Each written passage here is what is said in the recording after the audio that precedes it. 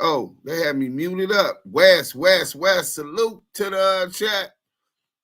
What's up to everybody on Clubhouse? When y'all come in, please hit that like button on your way in. My name is Duse M, a.k.a. Bremen M. It's the Don. Duse M's the Don. You know what I'm saying? And I'll be waiting for my Kiwe counterpart,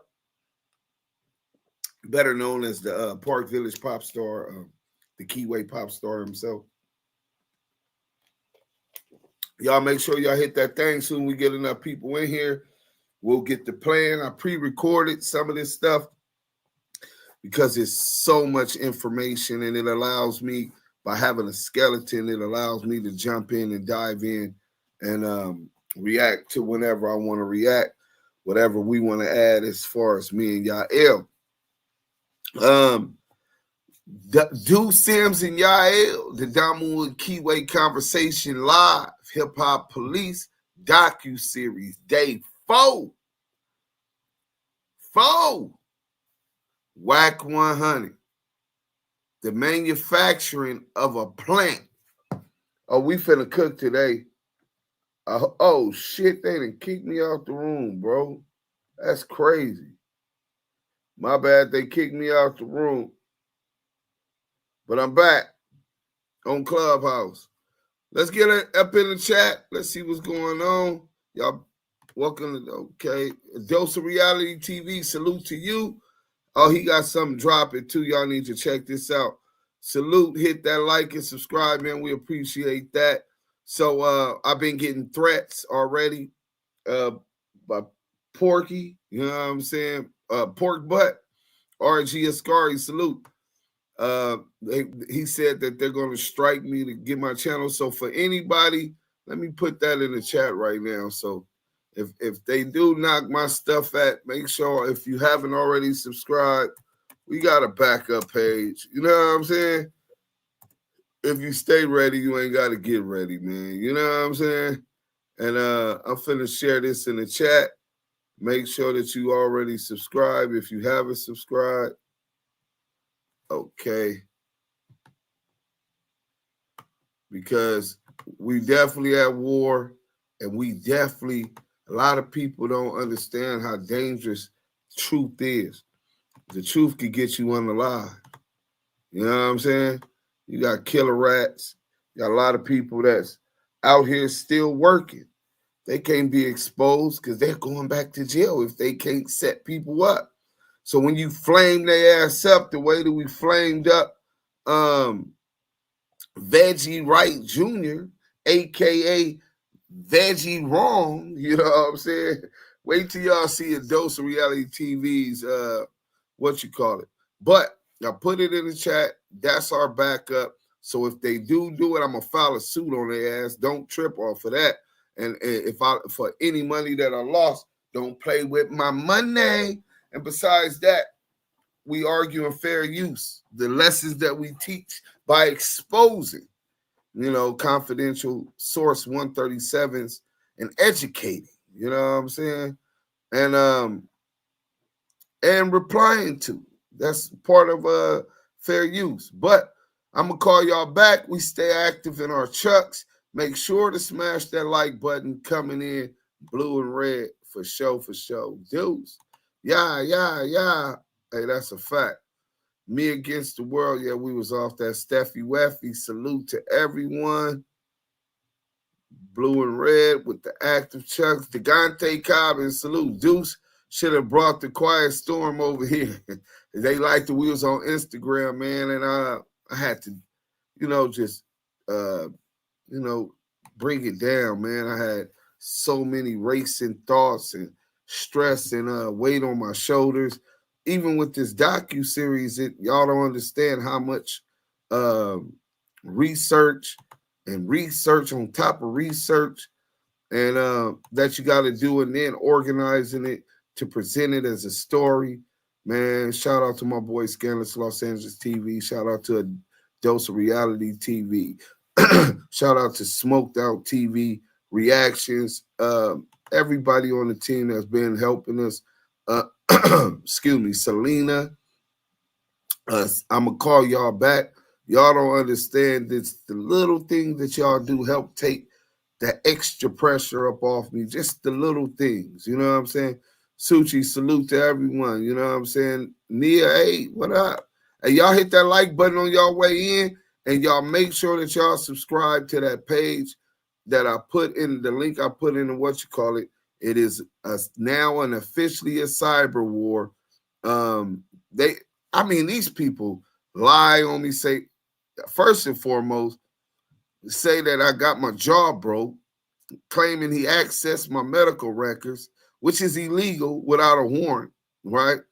But I don't care about you seeing them. I ain't got nothing to hide, right? But you lie and say I got my jaw broke. This is veggie wrong, right? Look at him. Look at him. He looked like he been bootlicking the crack of all his life. His daddy taught him how to bootlick the crack. But anyway, then he just said he had to work on Duse M. Accused me of being a rat, right? The police. You know what I'm saying? Okie Mac, hi, RG Ascara, salute, bro. And now he said that I almost said the wrong word. They could have took my channel. That I'm with that community, you know, LGBTQ, whatever it is, right? A, B, C, D, E, F, G, right? And he said that somebody that we both know, who I don't know him from dealing with any homosexuals, right? But I guess he's supposed to be an expert in those dealing with homosexuals. And he's saying that's what I did on the penitentiary yard. Star Olivia, which honestly, WACK100 done all the above before. You know what I'm saying? As far as smut me and saying I done did all of this stuff, right? Hit that YouTube link at Lamonte Sims. Make sure you subscribe up over there, because if they take down my channel, we got that backup. We'll be able to jump right back on. One monkey don't stop no show. Crazy. No neck Reggie. If you feel it's not true, why you need to take a page down, poor vegetarian. Y'all don't know. Let me tell y'all how serious this shit is. I'm going to read y'all the receipts, man, because y'all deserve to know what's going on. Fair use for educational purposes. Damu and Kiwe conversation. Hey, bro, that's what I told Reggie. That ain't going to stop him.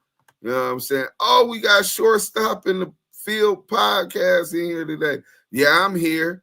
And don't put me in timeout. Let me work. Laugh out loud. Now, where y'all? Roddy Rich for president. Hey, man, I really needed that, bro.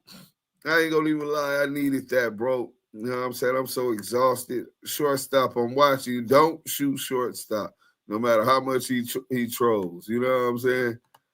No matter how much he trolls, don't shoot him. Shorty do what? Fingers crossed. Henny glasses. I don't know what those is after the Henny glasses.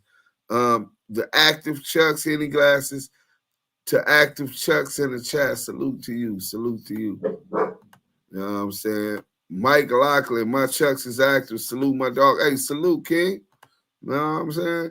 Monique Hill, what up with it? I didn't even see Spirit Wonder. What up, Spirit Wonder? I didn't even see you. I must be sliding a little too fast. Hit that like button on your way in. And we finna get into this first content because it's so much. I don't even know how much we gonna be able to run today. But we add an extra day, Flaming CS2 backup anyway. But we want to tell this story. And I sent y'all the what you call it, but let's see if we could get into this, man.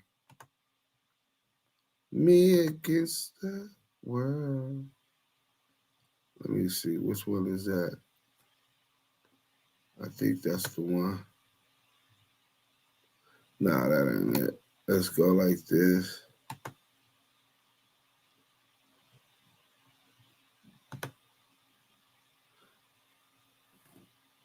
Okay, I think this one is the one it is. Let's go like that. Yeah, this is it. So we're going to have to stream it like this. If I have any technical difficulties, it's on me. Y'all hit that like button. Stay active in the chat. Let me take this off and start this off. And that helped to birth me. LA once seeing that a desire to start active Texas entertainment. And you look in the back and you said, oh, I was supposed to tell y'all about Reggie Wright first. Hold on. Let me read this to y'all. You know what I mean? So today, I guess we struck a nerve. I guess he's ultra sensitive, even in his old age. You know what I'm saying? And we already know how narcissistic he is. You know what I'm saying? So he hit me and he like, you really shouldn't build your channel off other people's content, especially when I have relationships with the other channels as well. Vlad TV, Bomb First, etc. 3 strikes, you won't be able to post for 10 days. Think about the insults. I'm very good at strike. I never insulted you. I called a ball and a strike. Now, if you don't like the truth, hey, my nigga, that's something you got to learn to live with. I said, I take it that you are upset about the truth.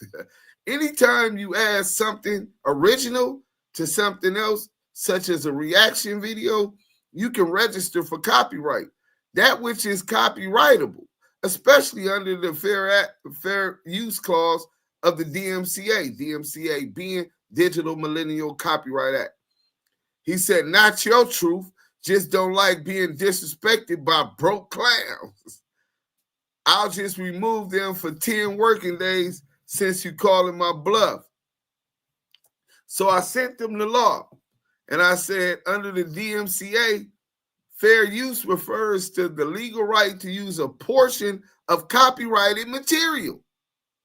A portion of copyrighted material without permission in specific situations like criticism, commentary, news reporting, teaching, scholarship, or research, as long as you use it, as long as the use is considered fair based on 4 key factors: the purpose and character of the use, the nature of the copywriting work, the amount and substantiality of the portion used, and the effect of the use upon the potential market for the copyrighted work.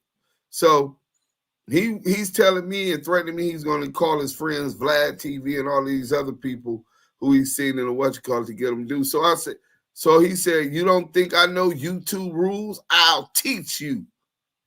I said, criticism, commentary, teaching, news reporting. I check every box. You didn't know I studied the DMCA and copyright law? He said, it's better to show you than to argue with you. I said, if you do, I suffer any damages, I'll see you in court. He said, okay, you make $30 a video, if that. I said, well, I dare you. If I filed that civil suit pro se, and I sent them the link to the civil suit I filed against Amazon, Spotify, SoundCloud, YouTube. So I said, if I filed that in pro se, getting a bag out of billion-dollar companies, what makes you think I am not willing to, I'm not lining you up to pay me a nice bag? He said, we'll see. I said, okay, good luck, sir. I tried to not have to sue you, especially the defamation of character, claiming my jaw got broken. How could you claim that unless you had access to my medical records illegally? A photo of my CDCR, which is the California Department of Correction Rehabilitation ID, illegally, right? A photo of my, and then claiming that I was gay and that there was paperwork on me. Let's play ball. Maria can tell you all of my nasty habits. You know what I'm saying? So anyway, so we own that, but we finna get into this real quick, man. Hopefully I don't have no technical difficulties with this. And this will start right here, 1992. Then we're going to get into the Golden Death Row. Welcome to Damu and Kiwe Conversations.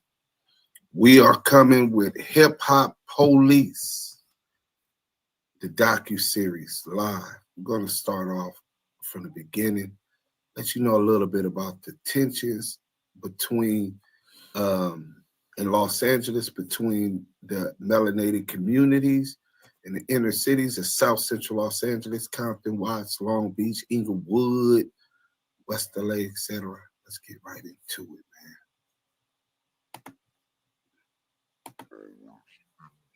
B-wide riots sparked by. What we wanted was clear direction so that we could respond to make the city safe again.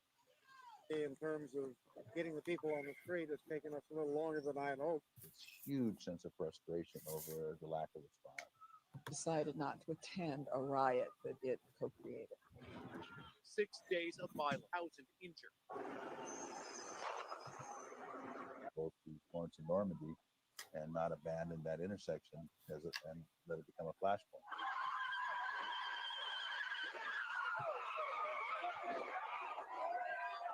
It was a crisis of leadership.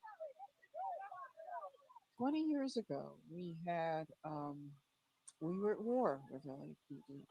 And, it is my goal that never, ever happen again in the city of Los Angeles. That my kids never have to feel the way that I felt that night watching my police department fail.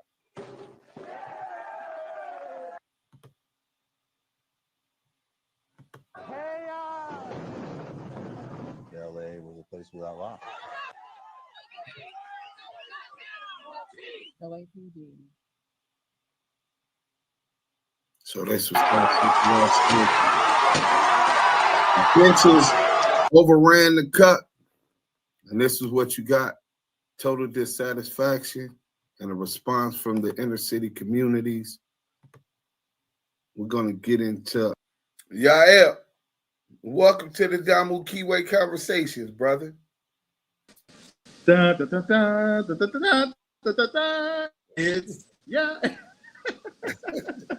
Brother, thank you, and many salutations, and thank you for holding it down until I keep taking me for granted. I'm gonna block your ass from coming in next time, but it's all right.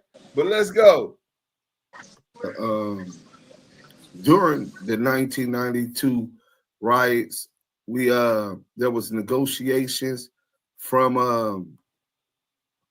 the penitentiary and on the gang troops, and we're going to get into that. But let me show y'all a little bit more vivid picture of the riot, because I want y'all who probably weren't even alive at that time to be able to, really understand.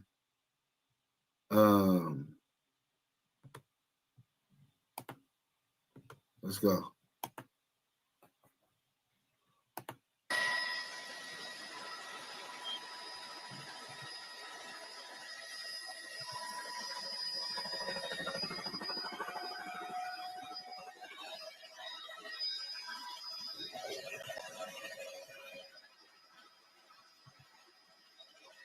This was the 1992 riot, the Los Angeles riot.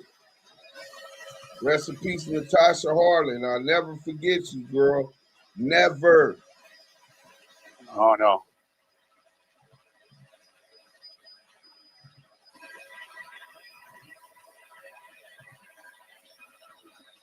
Back. Creek, what's up, homie? Whoa.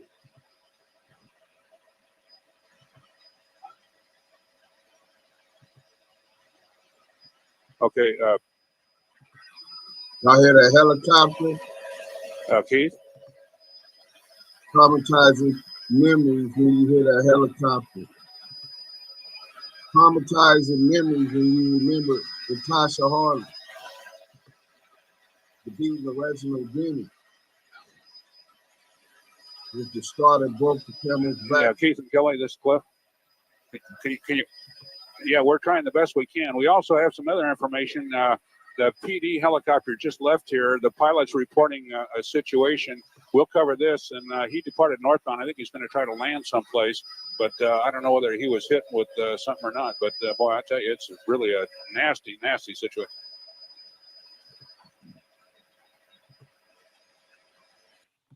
I think y'all get. I don't want to do too many graphic images, but I think y'all could get the picture of how terrible this was. So during that time, the Crips and Bloods created what was to be known as the Gang Peace Treaty. Shout out to Cam for that classic hit he made, You know what I'm saying? Cam from Watts, called Peace Treaty, and we ain't gonna play it because they ain't gonna let me monetize. But he made an anthem about the Peace Treaty. Let's get into this footage real quick. Let's go. I need to make sure. I need right here on the side. Start having. Don't come up here unless you're gonna take it because I don't want no jive and no mess. 2 Bloods, 2 Crips. Let me tell you what you learn about being an ambassador for the Bloods and Crips. You learn diplomatic relationships. You're gonna learn something from this experience. Believe me. First of all, if you're a coward, right over there to the Blood. I want to be able to single out because I don't know who you are. 2 Crips on this side who wanted to get a job as ambassadors. Let me rephrase that again, okay? We got more people coming. I want to make sure everybody understands. Showing the unity, we have everybody up here, 5 Bloods and 5 Crips that will go out of Los Angeles and we will take you from city to city, state to state, and spread the word that we're going to love each other and we're going to spread the good news that it's time for unity. We're going to pay for your trip, we're going to pay you for the job, and we're going to work with you setting up the meetings. I got 2 Bloods already came up. Do I have 2 Crips that'll come up and take the job? There's 2 here.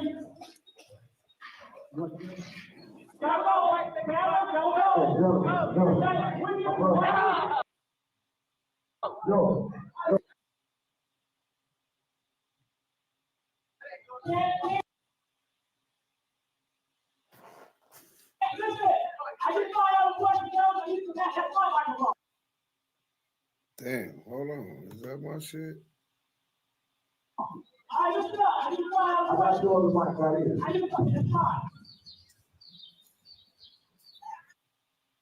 That look like a young Reggie Wright Jr. And the Crip Cop.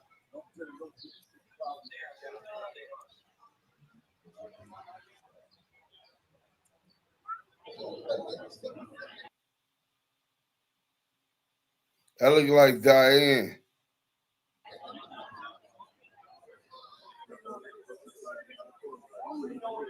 But we couldn't Damn, yeah, it's really hear it in there. So can you tell me what happened? Tell me what they was talking about everybody getting together and united and stop the violence, and, stop all the killing and killing kids and all that because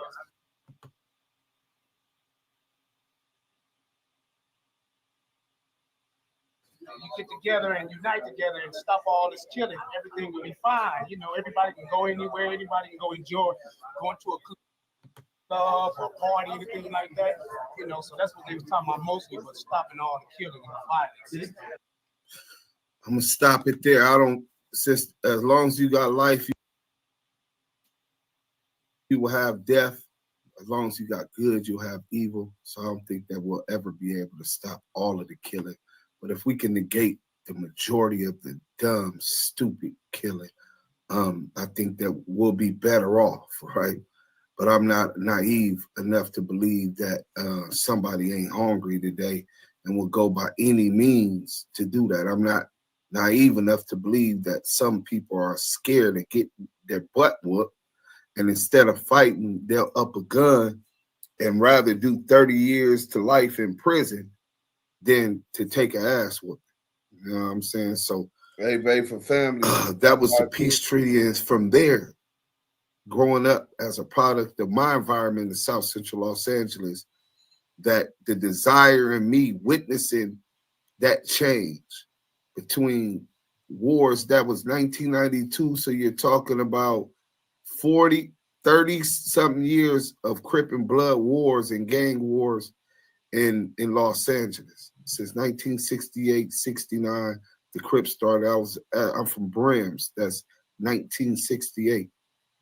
All the way to 1992, different warring factions with little to no diplomatic ties.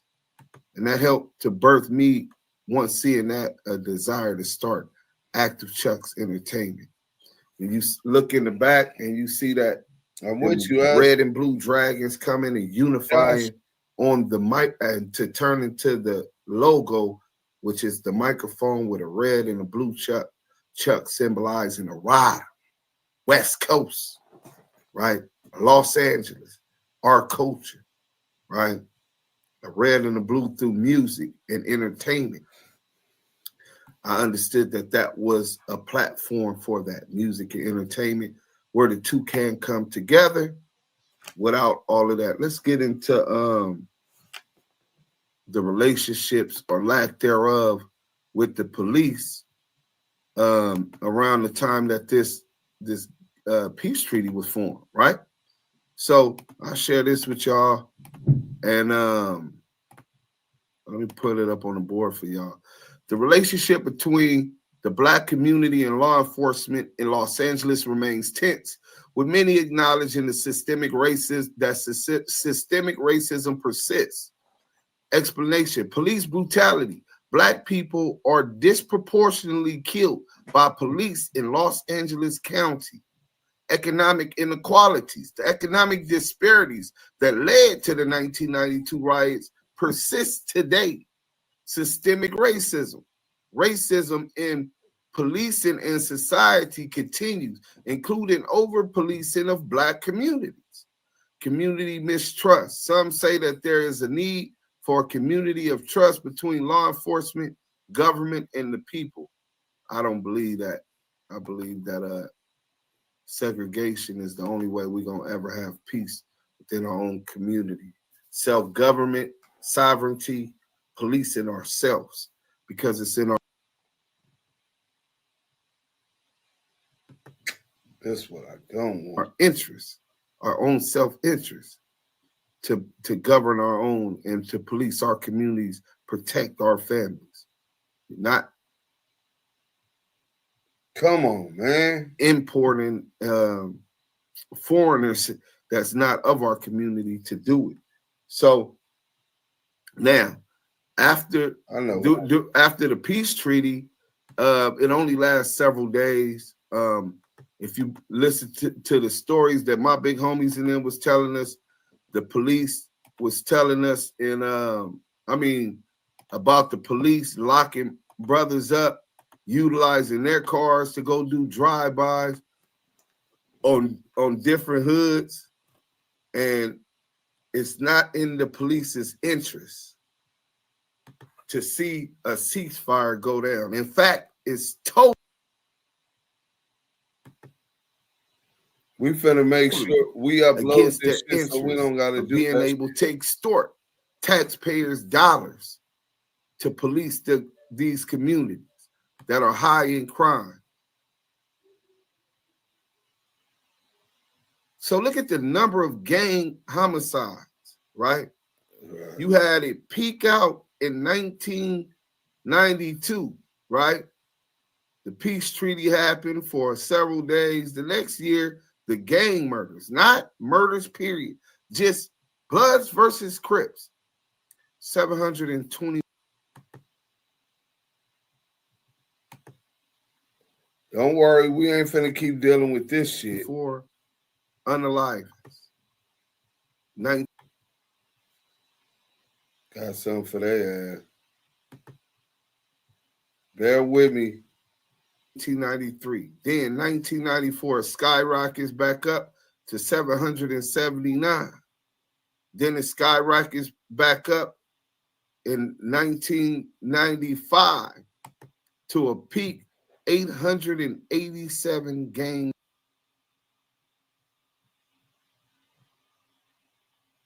murders, Bloods and Crips. This is my generation. And you talking about from 92. Yeah, this shit is Roman, but that's why I did release with the other one. So what we gonna do is we 93. We finna release. These were the bloody 80s, 1980.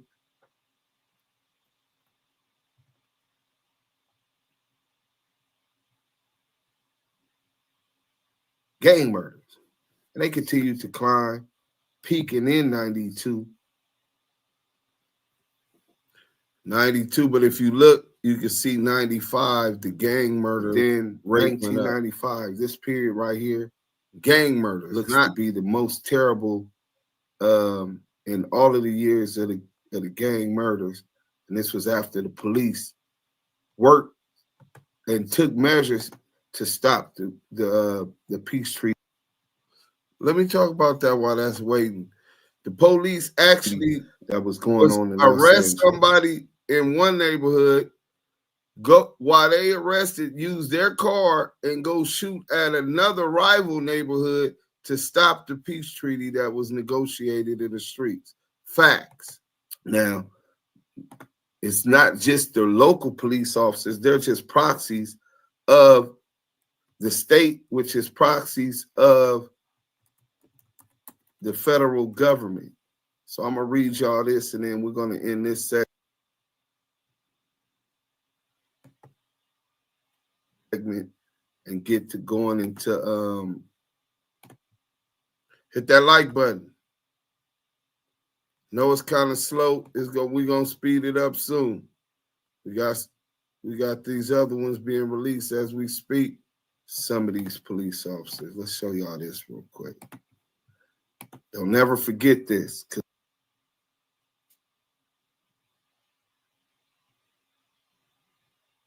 Yeah, I know the Roman is kind of terrible. We're going to show you, but we're ahead at Hip-Hop Police Docuseries. These tactics.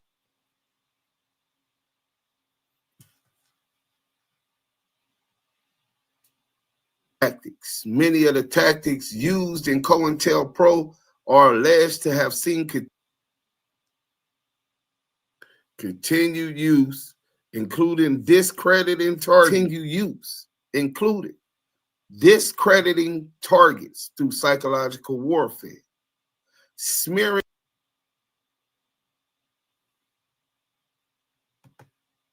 individuals and groups using forged documents like fake paperwork, and by planting false reports in the media. Today it would be social media. Harassment.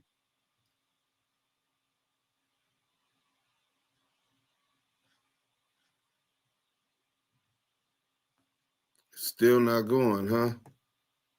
Wrongful imprisonment, illegal violence, and assassination.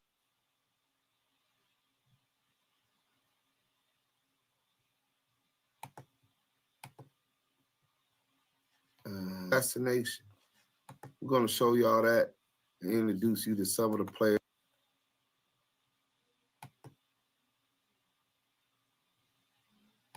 What time is it? 11 o'clock. Oh, I got the damn time too long. Police Docuseries. Let's go. Let's go like this. Boom. My bad. 5 minutes after the announcement.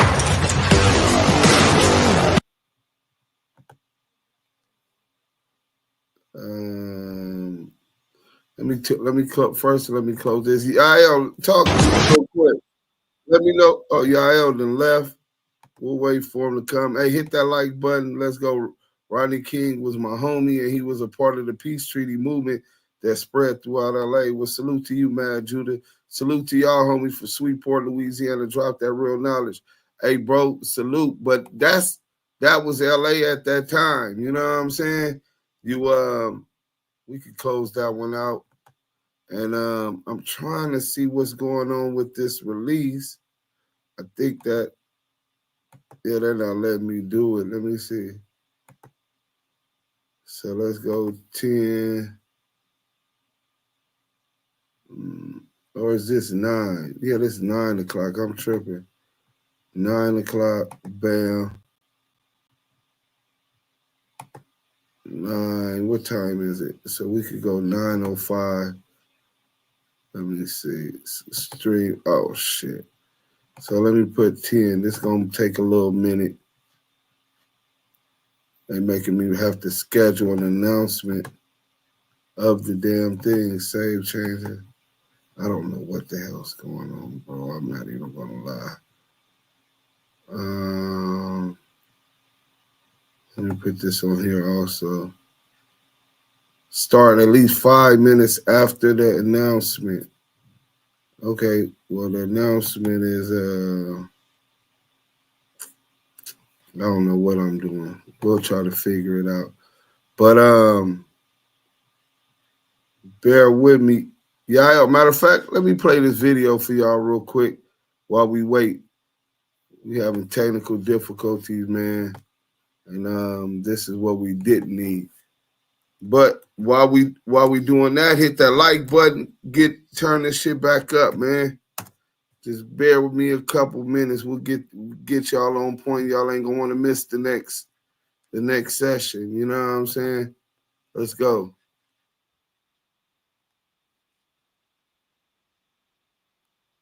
Wait, where we at? Yeah, shout out to Karen for the peace stream. Yeah. All right, now let me start this.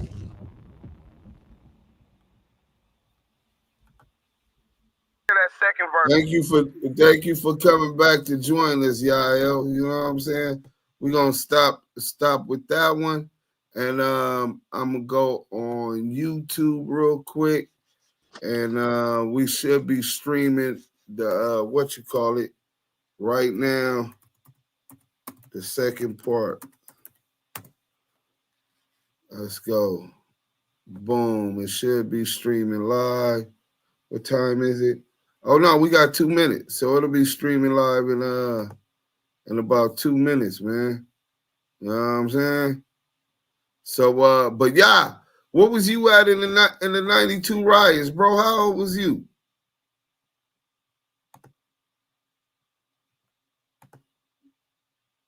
You muted up, bro. Can you hear me now? Yes, sir. Dude. Yes, sir. Yeah, I was living in the women's dorm. Oh, you was living in the women's dorm? Well, did you partake in any of the festivities, brother? Like looting, burning down buildings, stealing pistols from Western Surplus, any of the above would add to your street. I was too young. Pops didn't want me doing all that. Oh yeah. How old was you? Damn, I had to be about what? See if I was 12, let me see. 12. What year you was born, brother? Because I was 92, brother. I was 8 years old. Oh, yeah. You was just a little too young. You know what I'm saying? Now, we ain't playing that Cam Peace Treaty video because then they ain't going to let me monetize it. 8 years old. That's what we can't do. Huh?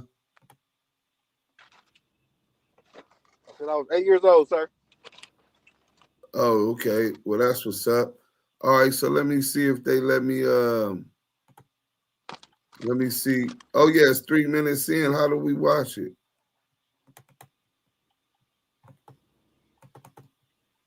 I don't see how we could get to it.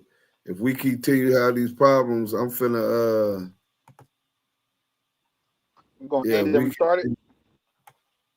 Nah, bro, because it should be live right now and I don't see it. Like we're live, but I released these other videos. Said I was on Adams and Western when Don Ray's burnt down.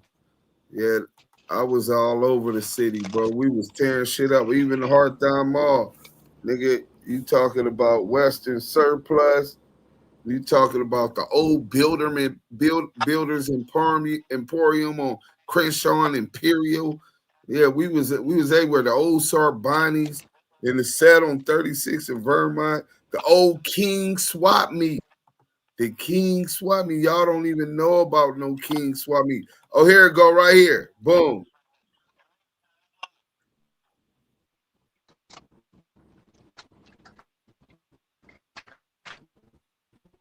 DeJa34 Records, the golden era. Let's go. A former choir boy and drug dealer whose good looks and laid-back style made him a rap superstar, and whose murder trial would come to define death row. And this man, a child of revolutionaries, whose ability to live and chronicle the thug life he would inscribe on his stomach led him to become death row's biggest selling artist and its most tragic figure. Now hear the untold stories of their life on death row. Now that guys, we don't have the opportunity to have a chance to prove themselves. We're giving all the youngsters the opportunity. Basically, we haven't forgot where we came from. Suge Knight. You are now about to witness the strength of street knowledge. In 1989, East Coast rap still ruled the hip. Yeah, East Coast had ruled, and then NWA changed it. Wasn't no more a hip, a hop, a hippie, the hip, the hoppy. You don't stop, pop it. No, it wasn't no more of that, bro. At that point, when the West Coast got in, coming straight out of Compton, nigga with an attitude, nigga. Let's get to this, what you call it? Oh, man, that rebellious nature, the ability to touch into that rebellious nature of the youth and to rebel against the system and injustice that seems to be embedded into West Coast culture since the Panthers. And that was it, where the Bloods and Crips got their structure from. You know what I'm saying? And so when you get to LA where those people are raised with that kind of structure, then you're going to get that. But let's get into this. Another clip. Business person would quickly become the stuff of legend, as would his reputation as a man to be feared. His repeated entanglements with the law would eventually land him in prison. So now Suge ended up going to jail. You know what I'm saying?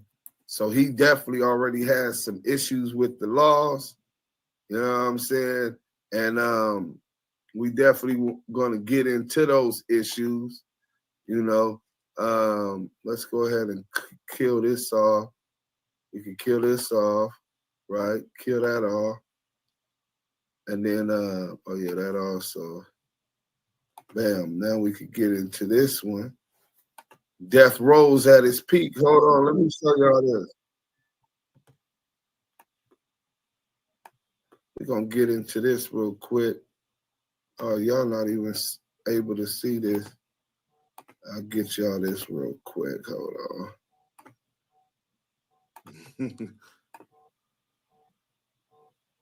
92 to 97, Death Row artists would sell more than 25 million albums, 25 generate more than million. 300 million in revenue. Gross Superstars 300 million. of some of the most charismatic performers in the history of hip hop. So, Dre, What up, dog? you gotta give What's that, G?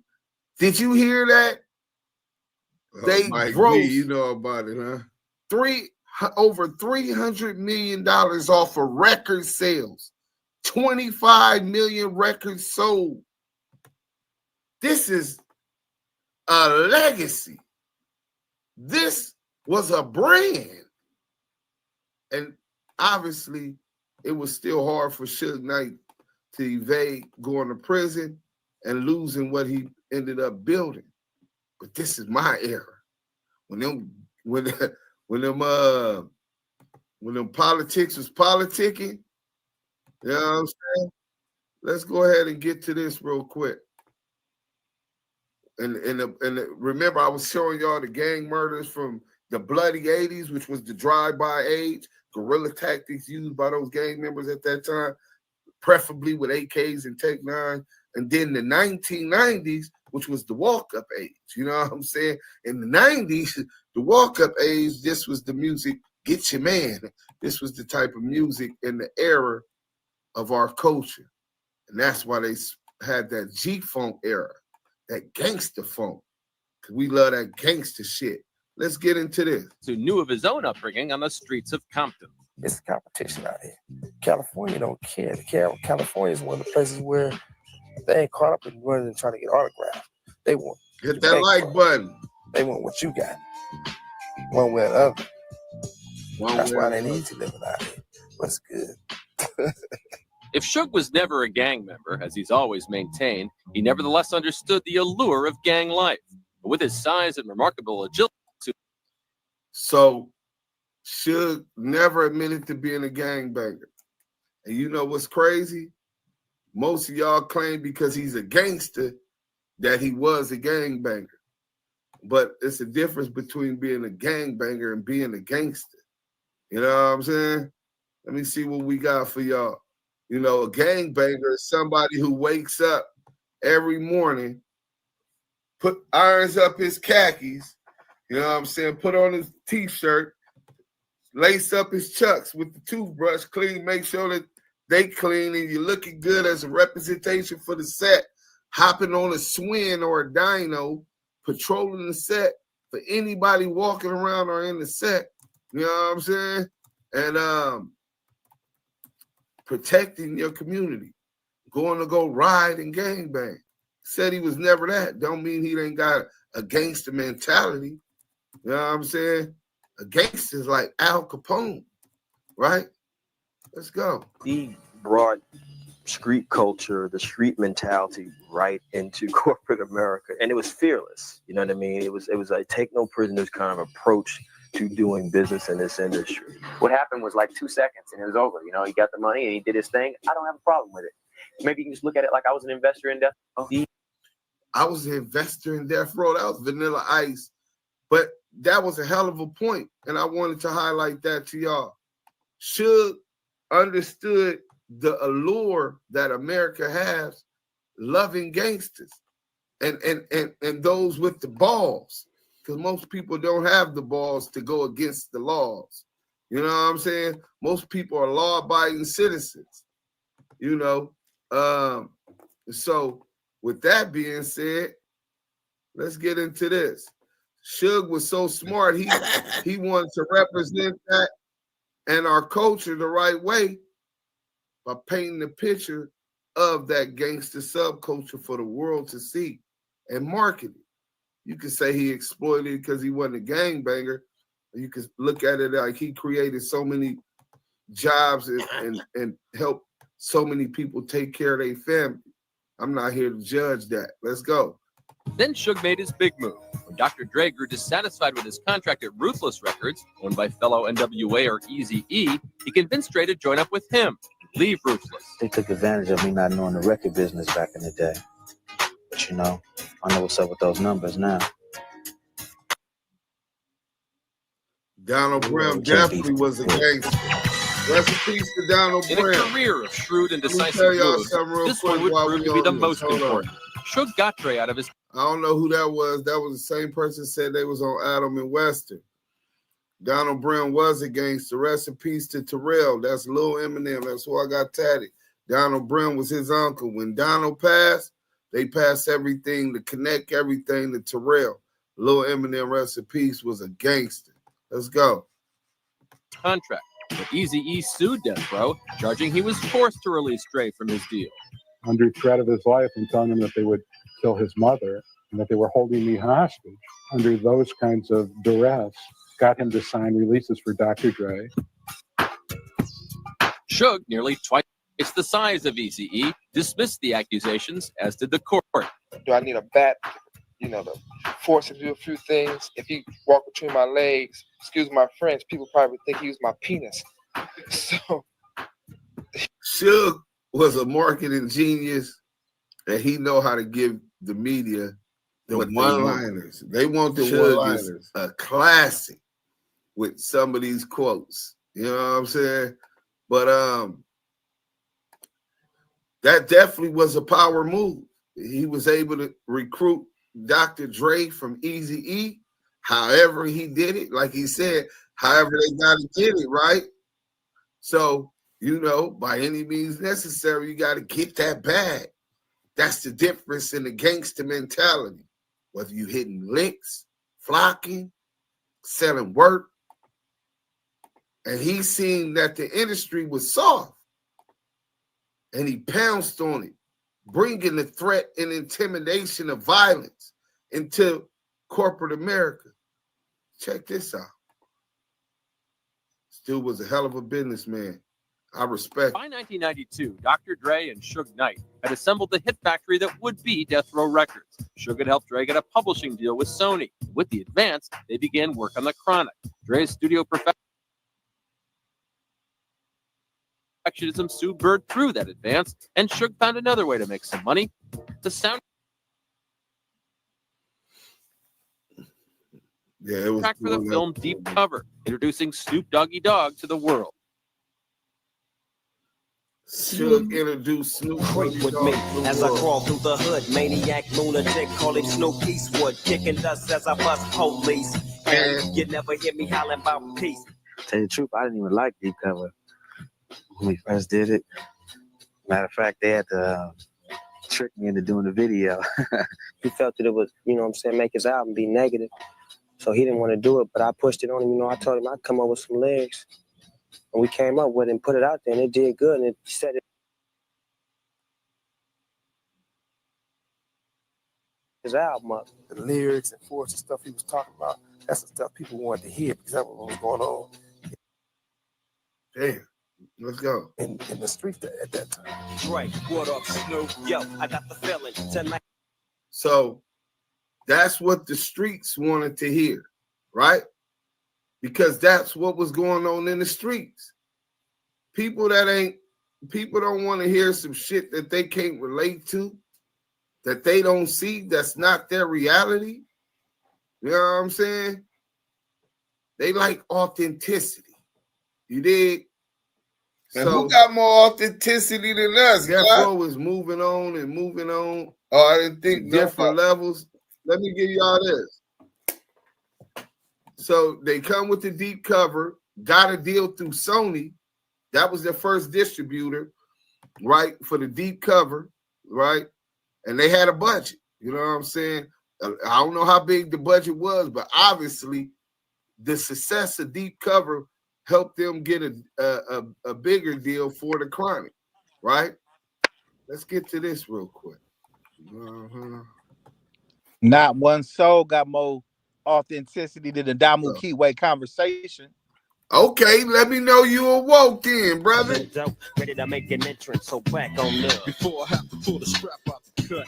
The Chronic went on to sell more than 4 million copies, spending 28 weeks on the Billboard Top 10.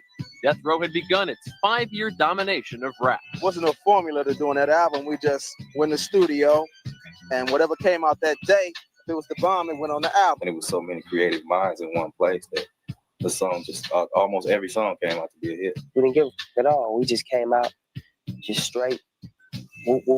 We just try anything. You know what I'm saying? It was cool though. That's what made the album a different success and a huge success because we were doing stuff. Y'all don't know. This is like the soundtrack to my life. Death Row. You know what I'm saying? These nuts. The Chronic, definitely one of the best perfected albums ever, hip-hop albums ever released, if not the number one. The old Funkadelics and Parliament samples, which were so embedded into the gang subculture. My G homies in the 70s, that banged in the 70s and early 80s, when they used to go up to the sports arena, at LA Sports Arena, and fight the Crips, you know what I'm saying, at the Funk Fest and all of that type of stuff, that's engraved and weaving into our culture. They low-rided banging those type of oldies when I was growing up as a teenager. I remember. So for them to add that to it, Dr. Dre was ingenious, man. You know what I'm saying? Let me see where we at. I think we might be at the right place. Oh, yeah, no, wrong one. Let's go here. Boom. So, all right, let me show y'all this one real quick. I gotta share it with y'all. Everybody and their grandmama was listening to Doggy Style when it first came out. Coming. After being featured on The Chronic, the Snoop debut, Doggy Style, was one of the most anticipated LPs in history. First is The Chronic, then here come Doggy Style, another class. Hold on, while the camera's Pink still Folk had the spaceship come be on the down lookout at for the that brand new Tyler Snoop Spin. Dogg album. It's called Doggy Style, produced by Dr. Dre. Additional cuts by that nigga Daz. It's just a Dog Pound Long Beach thing. You know what I'm saying? Death Row was in full motion. It'll be in the market September sometime. Peace. With so much drama in the With so much drama in the LBC, it's kind of hard being M from the 7th Street, but I somehow, some way, keep coming up with funky ass shit like every single day. May I kick a little something for the G's and make a few ends as I breeze through. Oh yeah, don't let me get to going. You know what I'm saying? I'm definitely a fan of all of these dudes. I believe the Dog Pound was one of the was the best rap group in my time.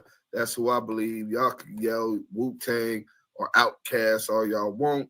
Not saying y'all wrong, but hey, for me, we needed to hear that gangster shit. Let's go. From coming. After being featured on The Chronic, the Snoop debut. Oh, well, we already did that one. My bad, man. We're going to cut that one out. So, after that, Death Row had a dominant reign. You know what I'm saying? About 5 years. You know what I'm saying? Let's get into this reign. You had The Chronic, then you had Doggy Style, then you had Dogfather. This shit was some trash. That Snoop's upside your head. Shout out to Charlie Wilson, man. You know what I'm saying? But that Snoop's upside your head. Let me see where we at, man. Let me turn this off because that dog food is, bro, still in my rotation. You know what I'm saying? But oh my God, I just got a text. That's what that was. And that's sent me up over the thing. And I got to use the restroom, so we going to hurry up and finish up here. But before we do that, I wanted to get into the golden years of the Death Row era. And we're going to go ahead and play this all the way out for y'all. And I'll be using the restroom while we doing the content. So you had the Doggy Style, you had the Above the Round soundtrack, you had the Dog Food by the Dog Pound, Dog Food classic. Murder Was the Case soundtrack. Besides that garbage Dogfather, everything was all just wins. You know what I'm saying?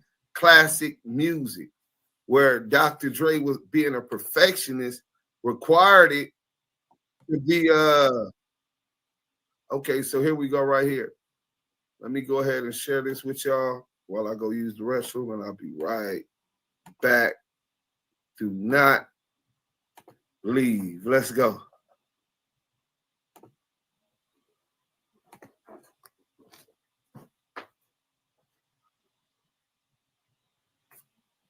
The Snoop debut, Doggy Style, was one of the most anticipated LPs in history.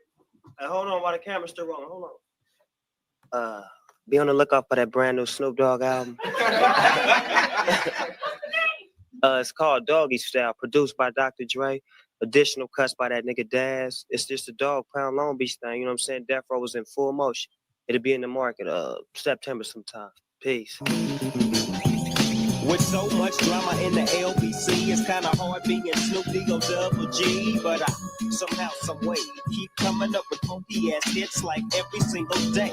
Snoop was the first major rap superstar who was organic. By that I mean, even though Hammer comes from the community of Oakland, he was perceived as like, you know, no disrespect to Hammer, he's perceived as like a sellout or just this pop guy. Whereas Snoop, he dressed like the brothers around the way. He talked like the brothers around the way. He rapped like the brothers around the way. I mean, he would, one minute his hair is in a perm, next minute it's in braids. You know, he's flashing gang signs and videos and stuff like that. He was just a regular brother. He didn't need to wear like the big baggy outfits and do all the dance steps like Hammer did to cross over. He crossed over just being who he was. And then he had great skills. Snoop has a different sound altogether, you know.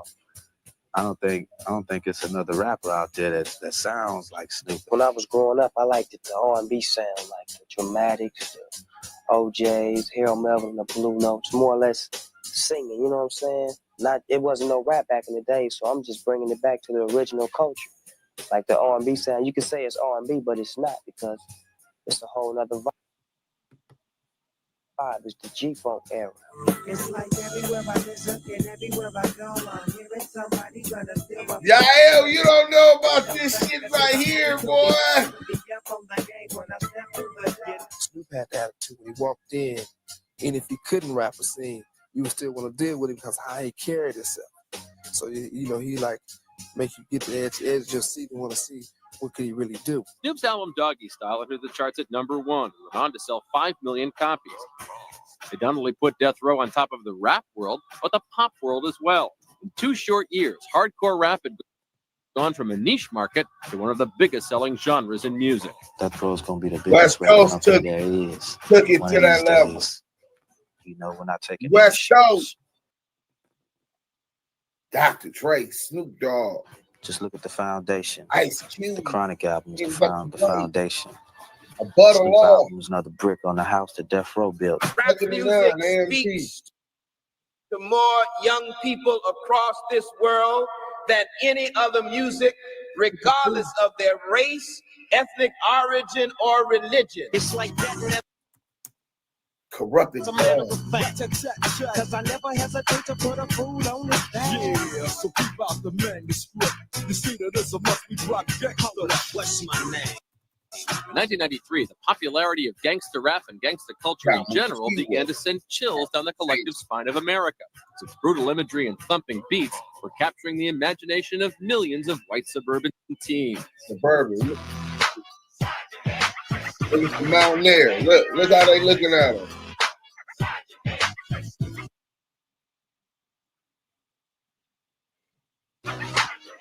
The response to this new popularity was swift.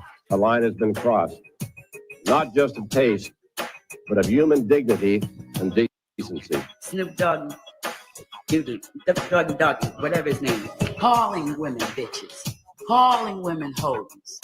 Little boys can't even spell hoe. This smut being sold to our children coerces, influences, encourages, and motivates our youth to commit violent behavior, use drugs, and abuse women through demeaning sex acts. While the rawness of gangster rap lyrics was undeniable, Death Row's rappers claimed to be reflecting their own society, not trying to warp others. There's no way I can say don't do drugs and don't do that. People ain't gonna stop killing each other. We gotta sit down and we gotta conversate and get it together. I don't mean to be political because that ain't even me, but I'm gonna express the real from my heart. I'm going to the studio to make Bob Dole mad. I'm finna go make Bob. I'm finna make you real mad right now. You with Dolores Tucker. I'm finna make a hit for y'all right now called "We Love Snoop." F all y'all. This is a business. It's not something personal. You can't come to me and say, "Don't let your guys curse," and it's selling records. Right.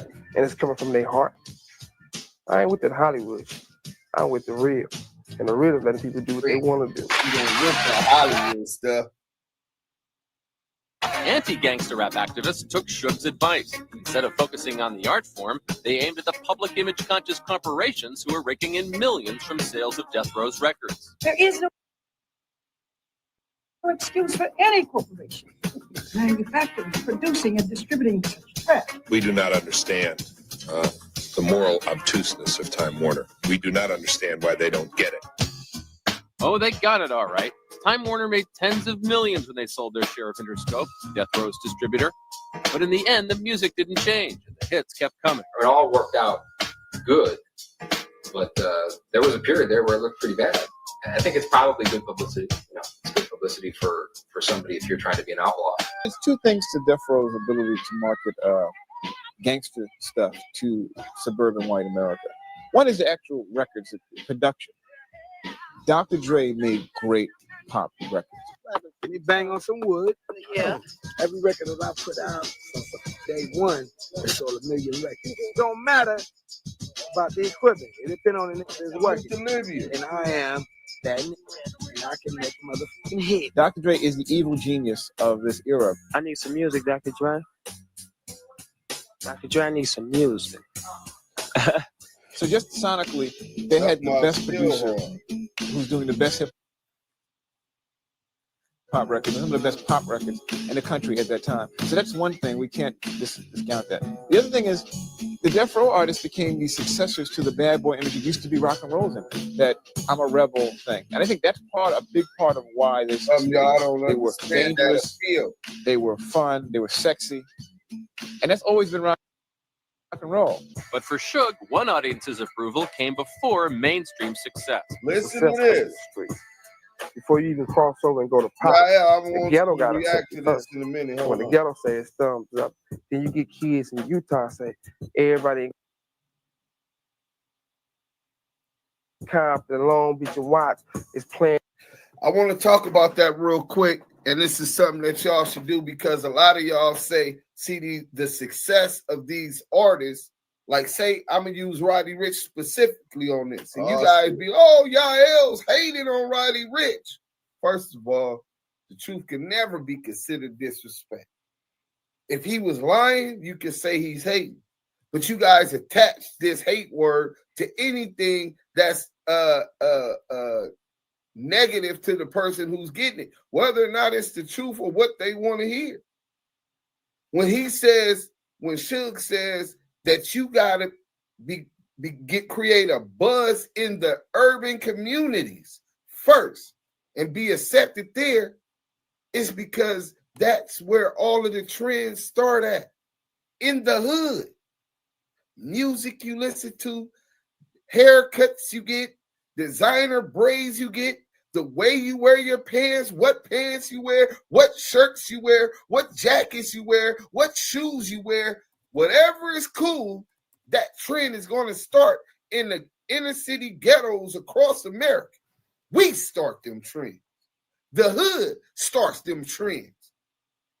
So once you're accepted there and you create a buzz there, then urban communities abroad will be like, oh, okay, all of the Crips and dudes in LA is partying to this Roddy Ricch and Nipsey Hussle song. We know Nipsey Hussle's accepted. So he's saying he's a Crip. He's saying he's from Compton, and they're accepting it and bumping it in LA. So it's cool. And then he exploits the community that put him on and runs off. And people say you hate when you call a ball and a strike. Y'all don't never forget that. Suge just taught y'all the game.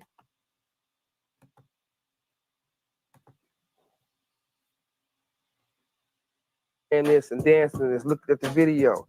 It's all right. You know, this the new thing going on, so we can buy it. So you got to go with the ghetto first, period. Snoop, you know I like your friends. They're in here every night, and they don't pay. Snoop Dogg, why can't your friends just get a job? Damu and Kiwe. Taste our world. Celestial Seasonings. You know what I'm saying? Let's get back to it real quick. Hip Hop Police, the golden era, Death Row Records. Let's go.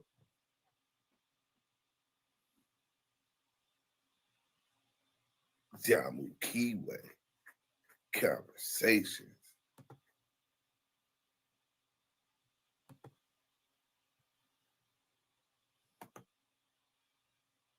I don't know why it's roaming like that.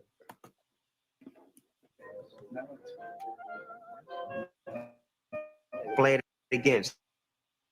A good deal of what Suge Knight did was to give people what people really want. Sex and violence sales. Ask Al Pacino. Suge had the marketing sense to know that this is something that everybody really wanted. They wanted this kind of gangster thing, this gangster shit, as they said, going on at the time. America loves gangsters, and he found a new gangster for America, I think, and said, we can sell this. We don't know the names of famous scientists. We don't know the names of our U.S. senators. We know who our gangsters are. And Suge understood that excited us, titillated us. And he exploited the hell out of it. Tonight's the night that I plan my hit.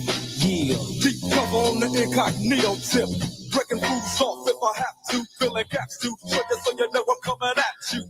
Gangster rap brought to a boil the keeping it real issue that had simmered in popular music since the birth of the blues.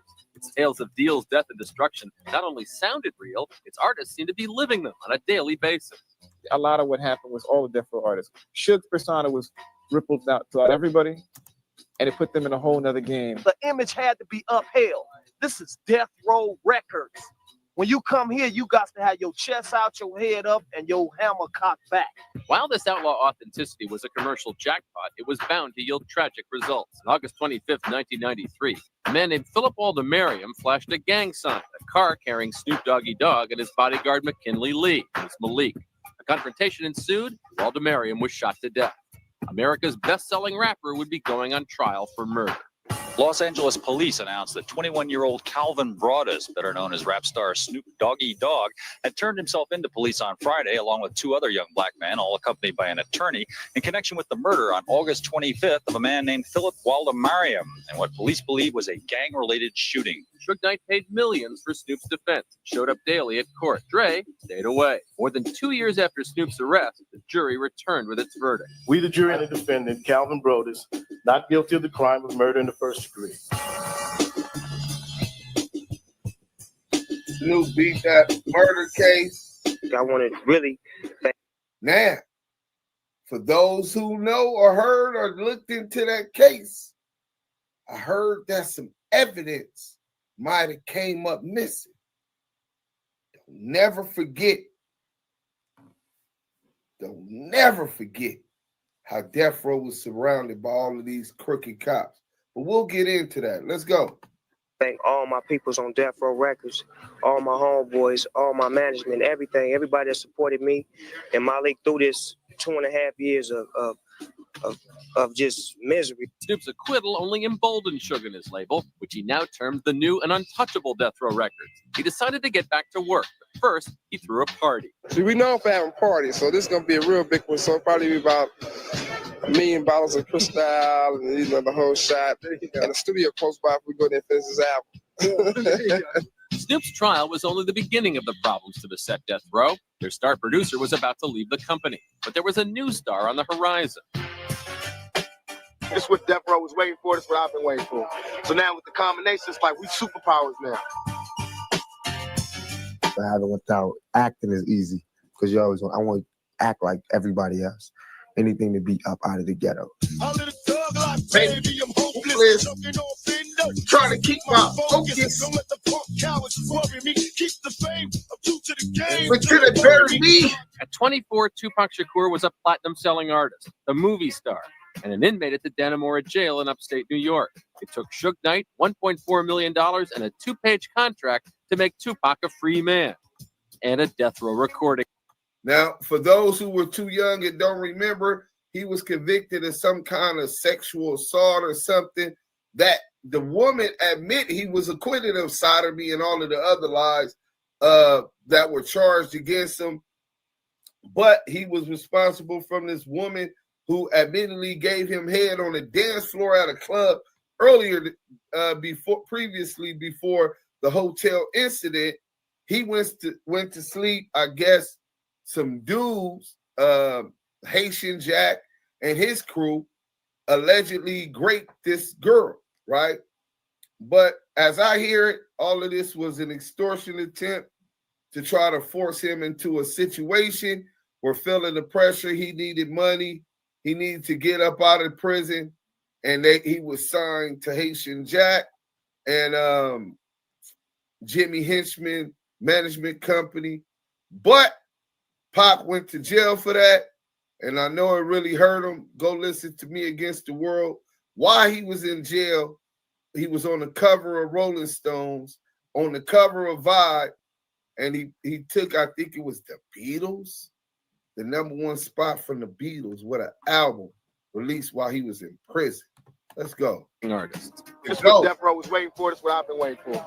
So now with the combination, it's like we superpowers now. Say what you say, but give me that ball beat from Dre. Let me serenade the streets of LA. From Oakland to Sacktown. Bay Area back there. Cali is where they put their back down. If you come to Death Row, you will see your art. Damn, that's crazy. That's for real. You will be paid one of these days. I hope my words can paint a perfect picture and let you know how much a brother miss you. Tupac had first worked with Death Row in '94 on the label's third release, the soundtrack to Above the Rim, a film he also starred in. His attraction to the gangsterism at Death Row was already apparent. Everybody out here got cases and a real brain and real thug lives to match these thug records. Now you showed me that on the other side, and we could talk some. Tupac brought so much to Death Row. He was already a movie star. He already had a persona that had a really hard edge to it. If you open your mouth against me, I will get you. No matter how much time they give me, believe me, I will be free and you will see me. So watch your mouth. He was a very, very fine lyricist. Get him, I'ma call you back. And he was a star. Get on his head. Every time I speak, I want to shiver. You know, I don't want them to be like, they know what I'm gonna say because it's polite. They know what I'm gonna say. And even if I get in trouble, you know what I'm saying? That what we're supposed to do?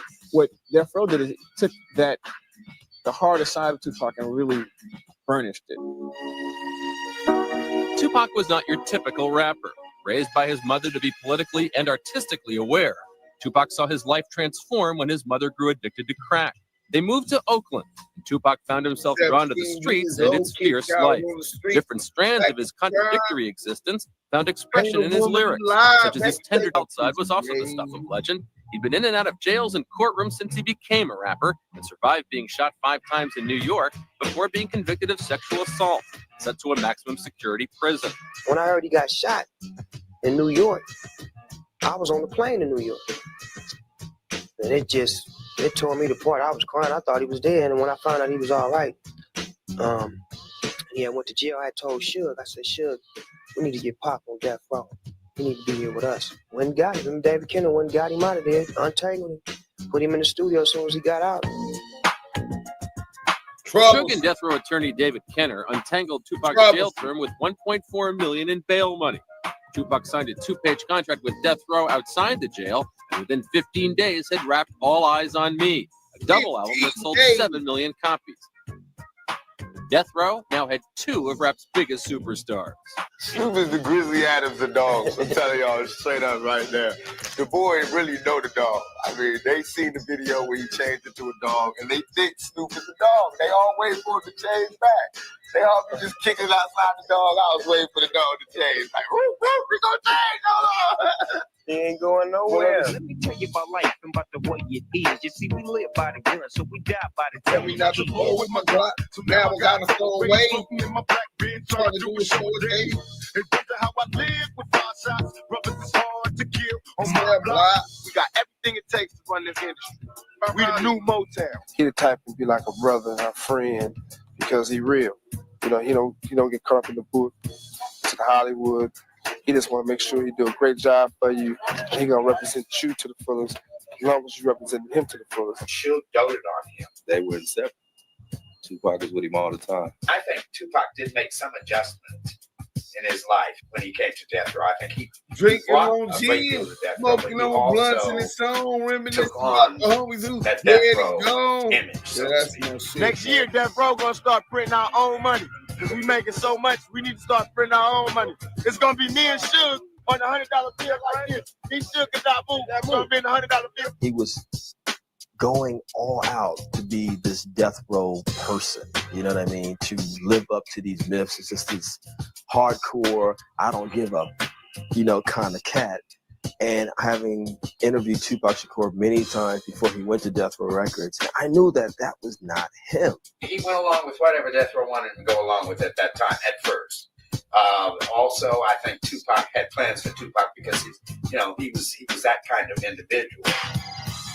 One thing that Tupac did was jump in the middle Going of up a beef to between mile. Suge and Bad Boy Entertainment CEO Sean Puffy Combs. Suge made the beef public when he dissed Puffy at the Source Magazine Music Awards in '95. Any artists out there want to be an artist and want to stay a star, don't want to have to worry about the executive producer trying to be all in the videos, all on the record, dancing. Come to Death Row. He hated on Bad Boy Entertainment.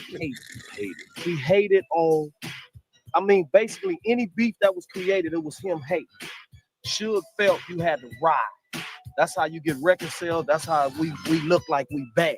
Tupac, once close to Bad Boy rapper Notorious B.I.G., began to accuse Biggie of responsibility for his being shot in '95.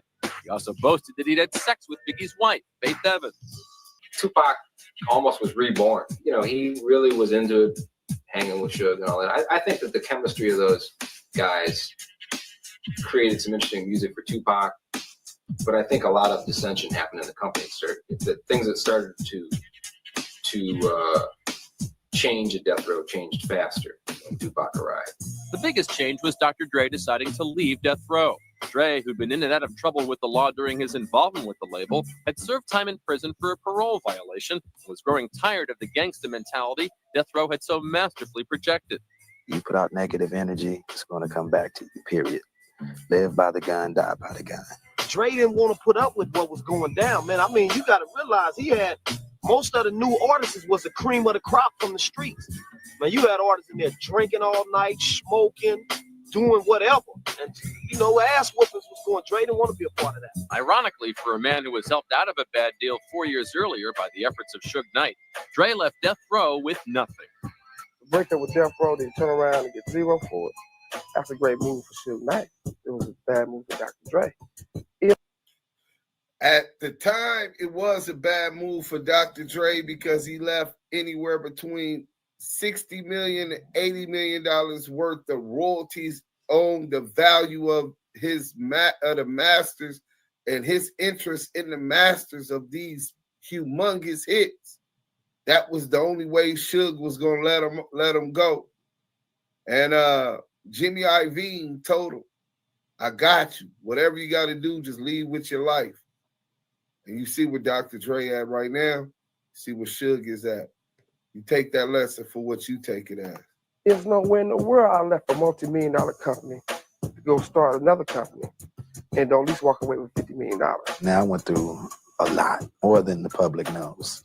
The record business is to me, the worst business you can be involved in because any Joe Schmo from off the block can make a record, which means you're going to have more cutthroats involved and more shiesty people, you know, and I think I've met them all. And Tupac was trying to get off of Death Row. That's why he did those albums so fast, because he had an album. I think it was a 3-album deal. And he was trying to move on.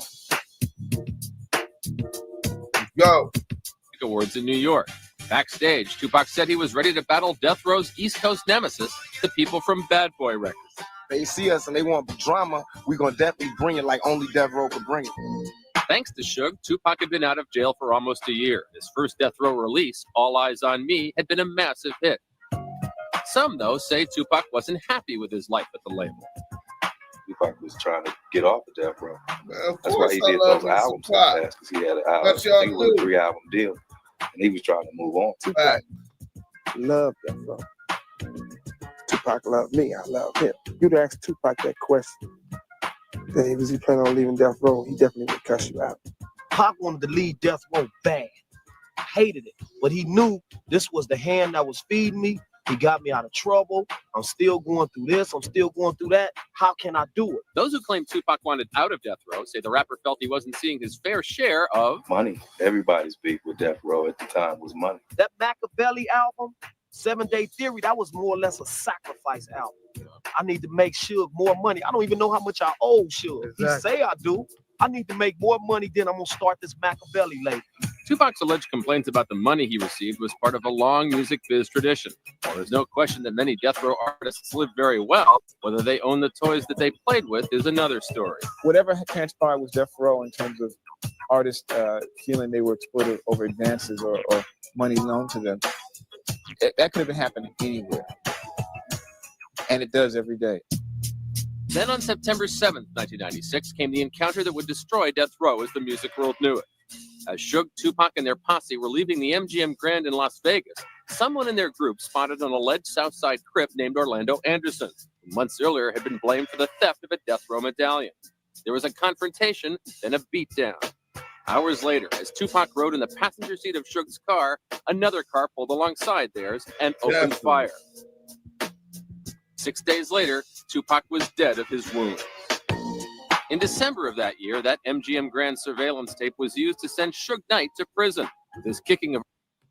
So now Pac's dead. And Suge goes to jail for 9 years on a joint suspension he had previously signed.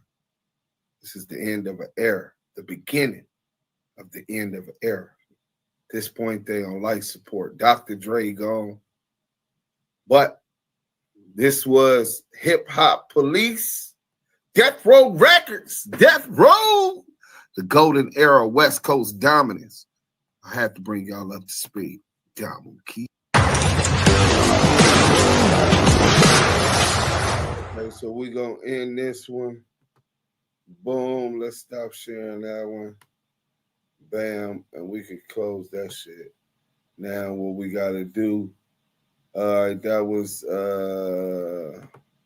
Yael, you with me? What you thinking so far, bro? I had to take him back in time to help create this timeline. But we went through the golden era of hip hop, West Coast dominance with Death Row. Now it was some other artists on the West that was busting. See, you wasn't off the porch when that was busting. You know what I'm saying? I wasn't after I wasn't off the porch yet. I didn't get associated with the organizations until 98. I was 12 at that time. So somebody hit me in the chat, was like, you got your numbers is off. If you was 12 in 98, you had to been like 6 in 92. So yeah, I was a young snotty nose, didn't know nothing. Yeah, I wasn't off the porch yet with those songs, man, but I did get a whiff of them, most definitely.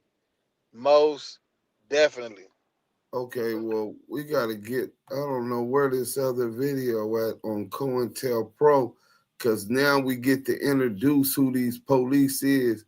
So let me go ahead and let me pull this up for you real quick, Yael. Tell me, can you read some of these? Let me see if they in here. Oh yeah, no, they're not allowing us to do it. I know how I had to do this shit last time, because this is the PowerPoint. You feel me, brother? Hey, brother. So Yael, you really couldn't come off the porch, my nigga. You never went to the backyard boogie when that All Eyes on Me was popping. Nigga, you wasn't at the function, my nigga? When I got a little older, I was. No. I'm talking about when it was popping. You wasn't outside, brother? Oh, no, we was outside riding bikes, throwing rocks at front doors and playing ding doors. You didn't have no Walkman or nothing? Yeah, I had a Walkman. Okay. That's how I ended up listening to E40 and Too Short in the Click. You know what I'm saying? The Click. Which album? The Click Game Related? Yeah, the one with Sugar T on it. I mean, with his sister on there. Well, that's the Click. The Click is Be Legit, E40, and Sugar T. The whole fam, that's their family, bro. Mm-hmm. And D-Shot. That's who I said. Just Be Legit. Yeah, D-Shot, man. Yeah, so.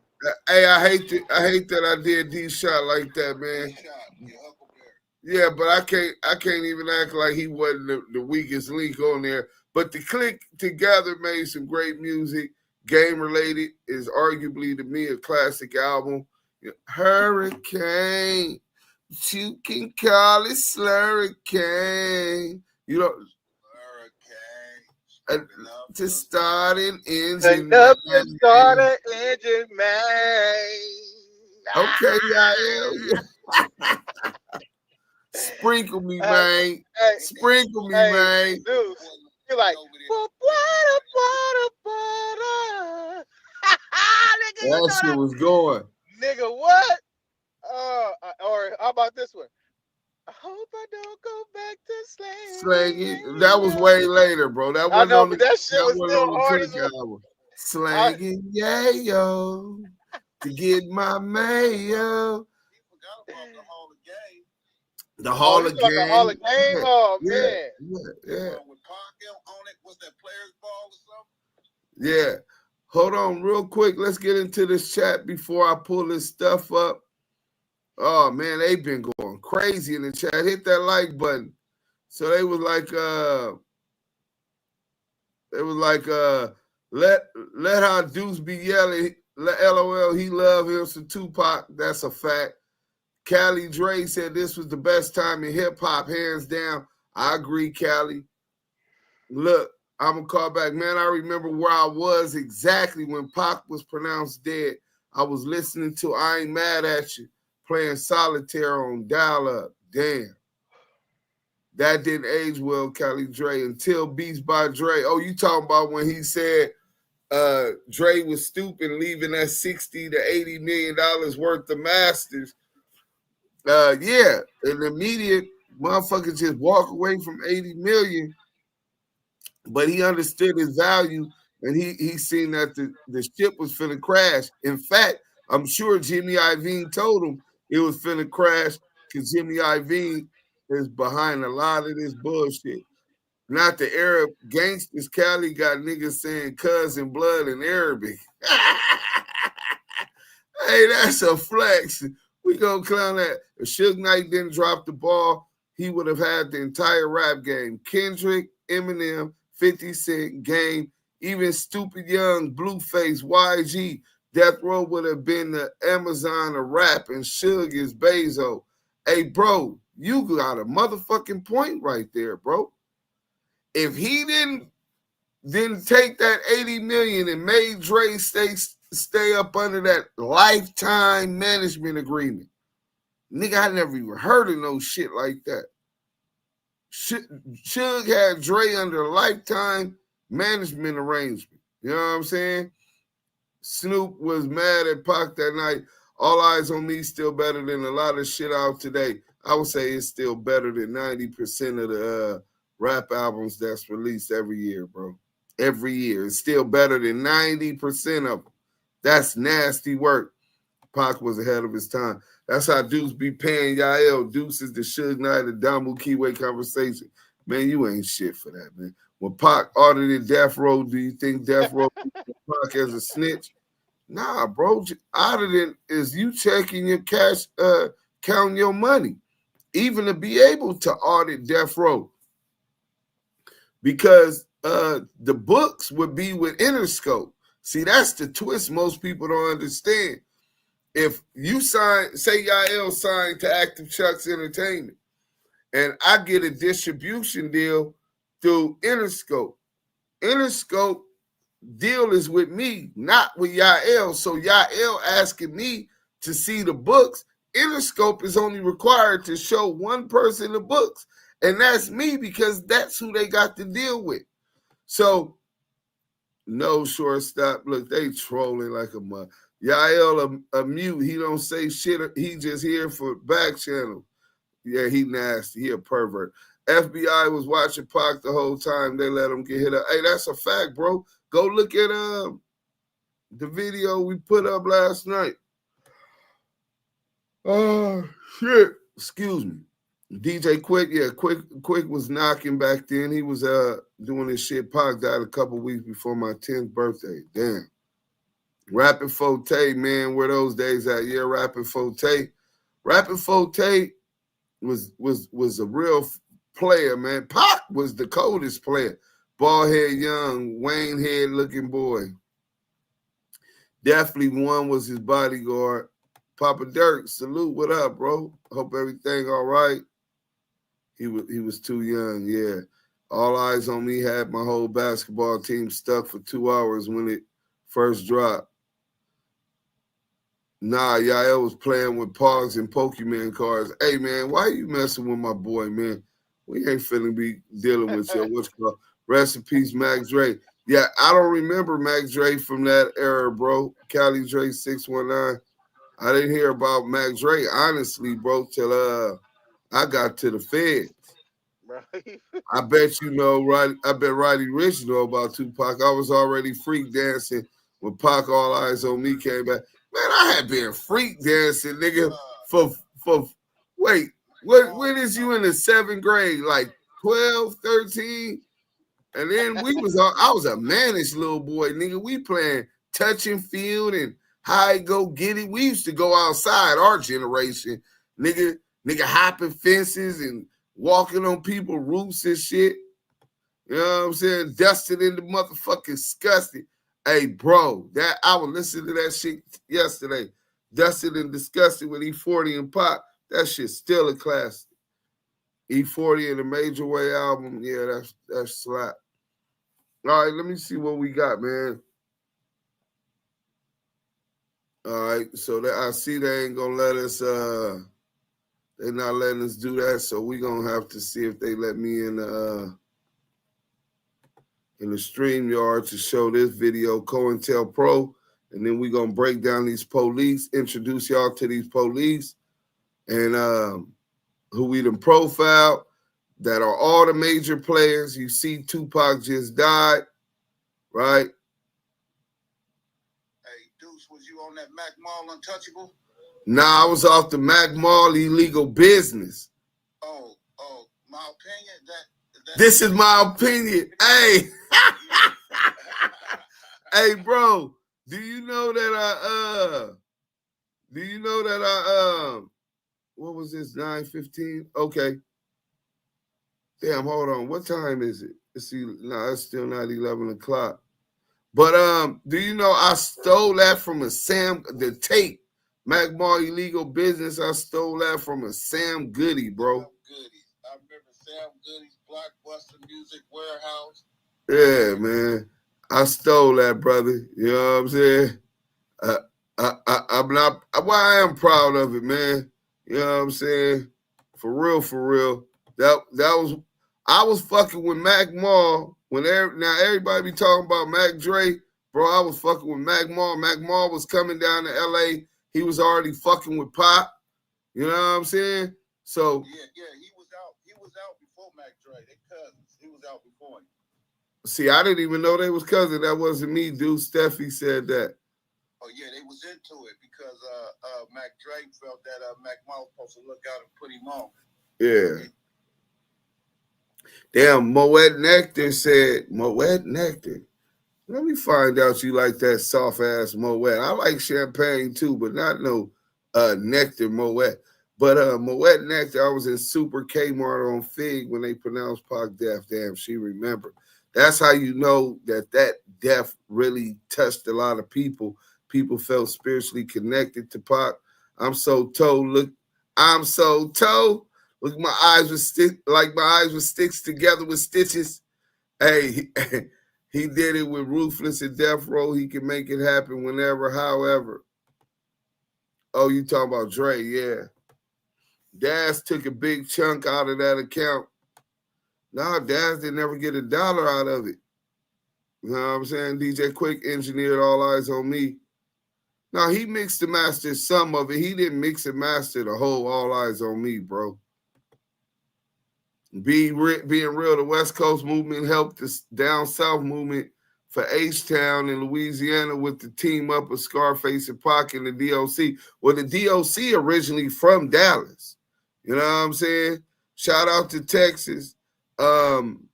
Scarface and Pac collaborating definitely was something special. But it was the you had gangs down in Texas. Texas was one of the places down South Texas that really fuck with West Coast rap. You know what I'm saying? You got to think in 94, 95, West Side Connection sold 2 million records in the first 2-3 months. And they got 0% radio spins on the East Coast. 0. You know what I'm saying? But look, we live right now.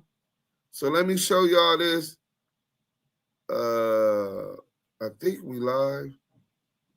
It should be live or it's finna go live. Hold on. Let me see what we can get. I'm hoping that we can get this Hip Hop Police. We could break that down to the COINTELPRO. Let me share this with y'all.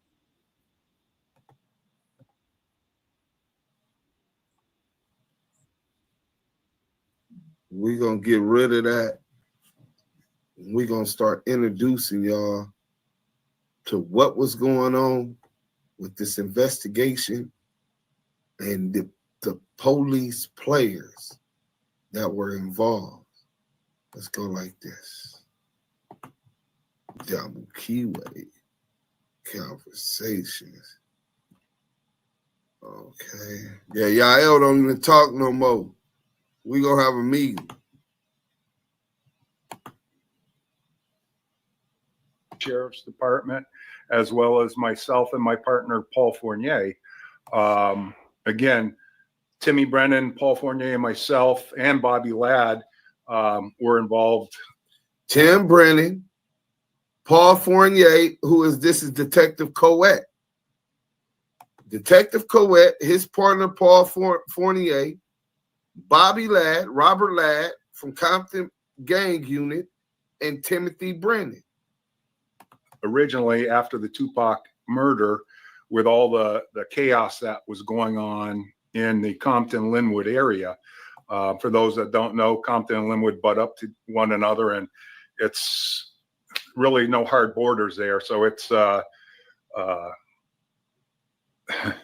it was a war zone for a couple weeks after the murder.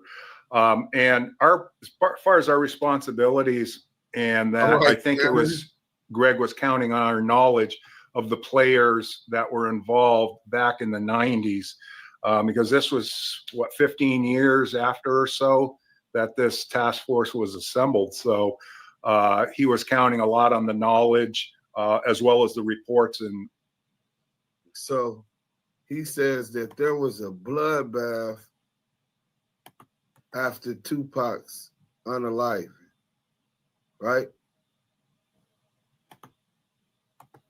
Oh, shoot. Hold on. Let me get back up on here. All right. So he said it was a bloodbath after Tupac's unaliving in the Compton Linwood area, which is close to the mob territory off Long Beach Boulevard. Like he said, it's no hard borders right there. Let's go to this real quick.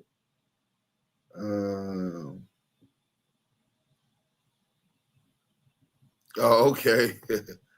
Let me know something then.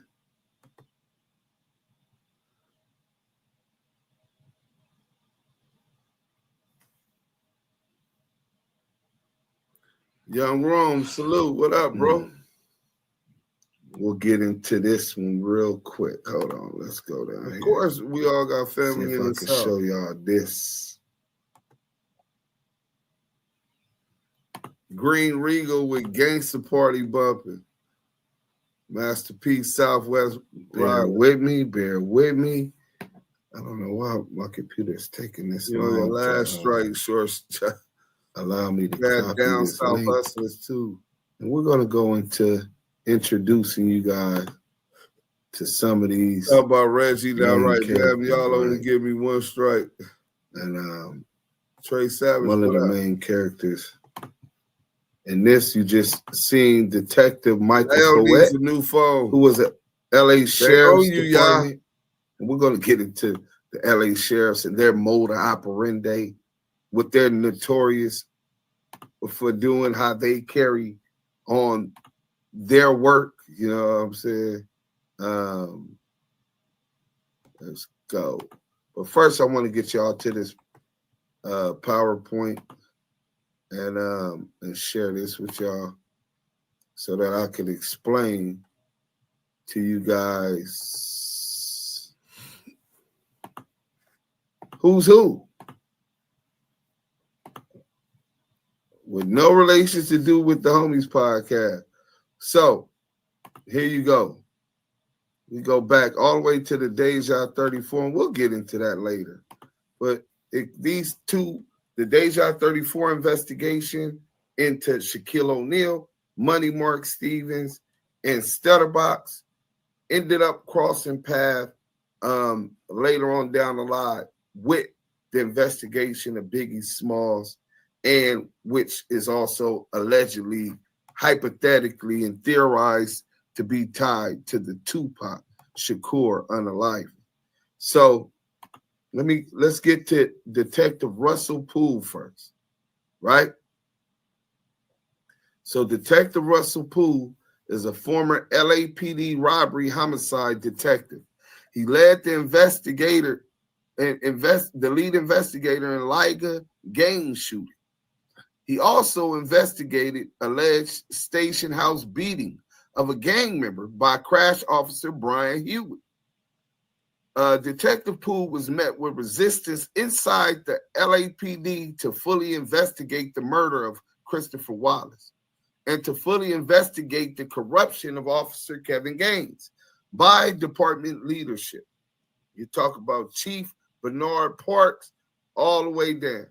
He later is pulled off of the cases and reassigned and eventually pushed out of the department. His reports on the incidents are gutted, and much of the information disappears along with Frank Liger's personal package.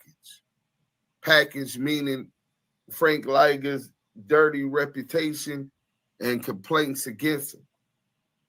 A confession letter to the murder of Tupac and attempt to murder Suge Knight is written in 1998 as dictated by Malcolm Patton, one of the shooters, and given to Fox 11 journalist Chris Blatchford. Chris Blatchford also talks to Malcolm Patton about the murder and provides a written statement on his confession. That letter details that the conspiracy to commit murder began in Balboa, clearly giving Los Angeles jurisdiction over the case. So you're talking about where the jurisdiction of Tupac was unalived in Las Vegas, but if there was a conspiracy to commit the unaliving that began in Los Angeles, there's a legal argument on who should have run the investigation, and he had a confession letter which would give jurisdiction over the Tupac murder case to Los Angeles. June 24th, 2014, Russell Poole and R.J. Bond met with 4 representatives from the LAPD and provided them with a copy of the confession letter. They placed special markings on the letter and received assurances the information will be investigated. Oh, we're going to take care of it. Thank you for giving us the confession letter. Instead, the confession letter was leaked 6 days after the letter appears on the internet. Suge Knight is shot in West Hollywood nightclub by assailants that yell, "You killed Tupac," as they fire shots at Knight. The attempt to derail the confession letter is traced back to Reggie Wright Jr. and Darren Dupree, one of the cops that Russell and RJ gave the confession letter to. Sound like a cover-up. This is nasty work. So I want to show, I'll stop right there because I want to show y'all a photo of Detective Russell Poole so that you can match a face with him, the original the original detective on the Tupac Shakur investigation and the investigation of Biggie Smalls unaliving. Let me show y'all this picture real quick. Then we're gonna get on into some of the other players. So here you go right here. This is Detective Russell Poole. If you've never seen him, this is his book, The Labyrinth. Oh my goodness.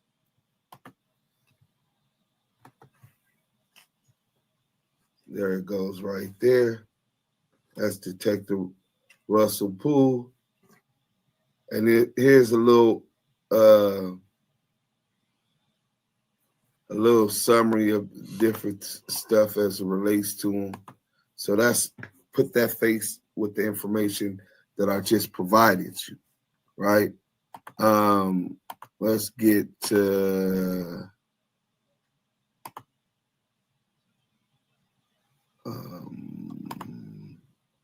let's get back to some of these other cops. So they talked about Darren Dupree. Let's bring Darren Dupree back up. Shout out Port Arthur, Texas. Introduce you guys to him. He comes in later as part of the task force with Greg Caden. Greg Caden made sure he went and got Darren Dupree. But before we get to Darren Dupree, a matter of fact, let me get back to the officers that Detective Michael Coet was talking about, who were initially on the investigation. He said Brian Tyndall is the one that hired the task force later on. We could kill that all. Let's go.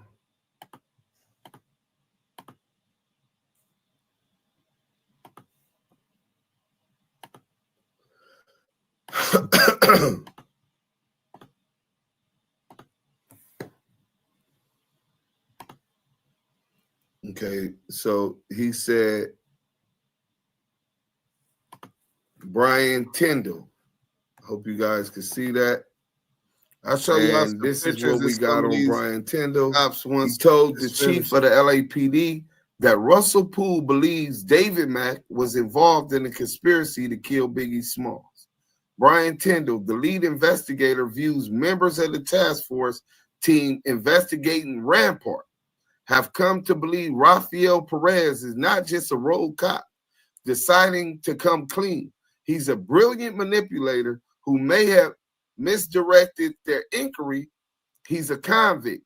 He's a perjurer. He's a dope dealer.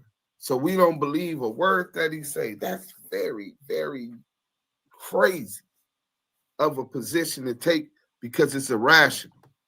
It's emotional. And what that makes me believe is the guy who put together, later put together the task force was biased because if that light button on your way out, if you go, his co-workers. These police officers dream of being police officers, or they failed in the life that they were leading before, and now they're police officers, and then they get involved and go over the line. We already checked it out. They don't even have the power and wear the drawers in their home, most of which, and now they're put in a position of authority, and they abuse that authority, right? Rafael Perez, information that he provided, and we're going to get into that and let you know who Rafael Perez is.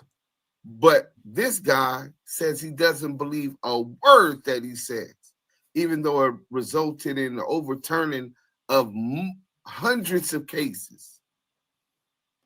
Even though the city of Los Angeles and the LAPD paid millions of dollars, hundreds of millions of dollars. But you don't believe a word that he says? That sounds like somebody who starts from a biased position. And this is the guy who started that, Let's go. He said, Detective Timothy Brennan. Brennan was born in Chicago, Illinois, March 2nd, 1959. November 16th through 2021 is when he passed away. Both of his grandfathers were Chicago PD from the 1920s through the 1950s. Gang wars of Al Capone and the Italian gangsters versus Bugs Moran and the Irish gangsters. So his grandfathers were police who lived through an era of gangsterism in Chicago. In 1982, Timothy Brennan joined the Compton Police Department.